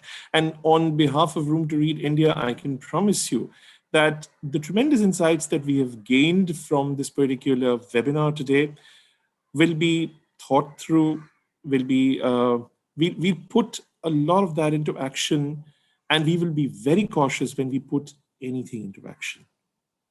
So thank you for that. I would especially would like to thank Dr. Erin Murphy-Graham first for a wonderful keynote address, and then the wonderful panel which had Vrinda Swarup ma'am, Dr. Jyotsna Jha, Suman Sachdeva, and Professor Mona Yadav, and of course, Kamla.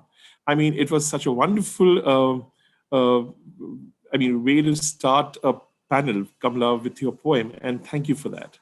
The insights that you've all given us, friends, is going to be a leading torchlight for all of us. Thank you. And Lucina, thank you for telling us, once again, that as a global organization, as Room to Read, we are all committed. Wherever we may be working in any part of the world, we are all working towards the same goal, and it is so encouraging to see people actually holding it together.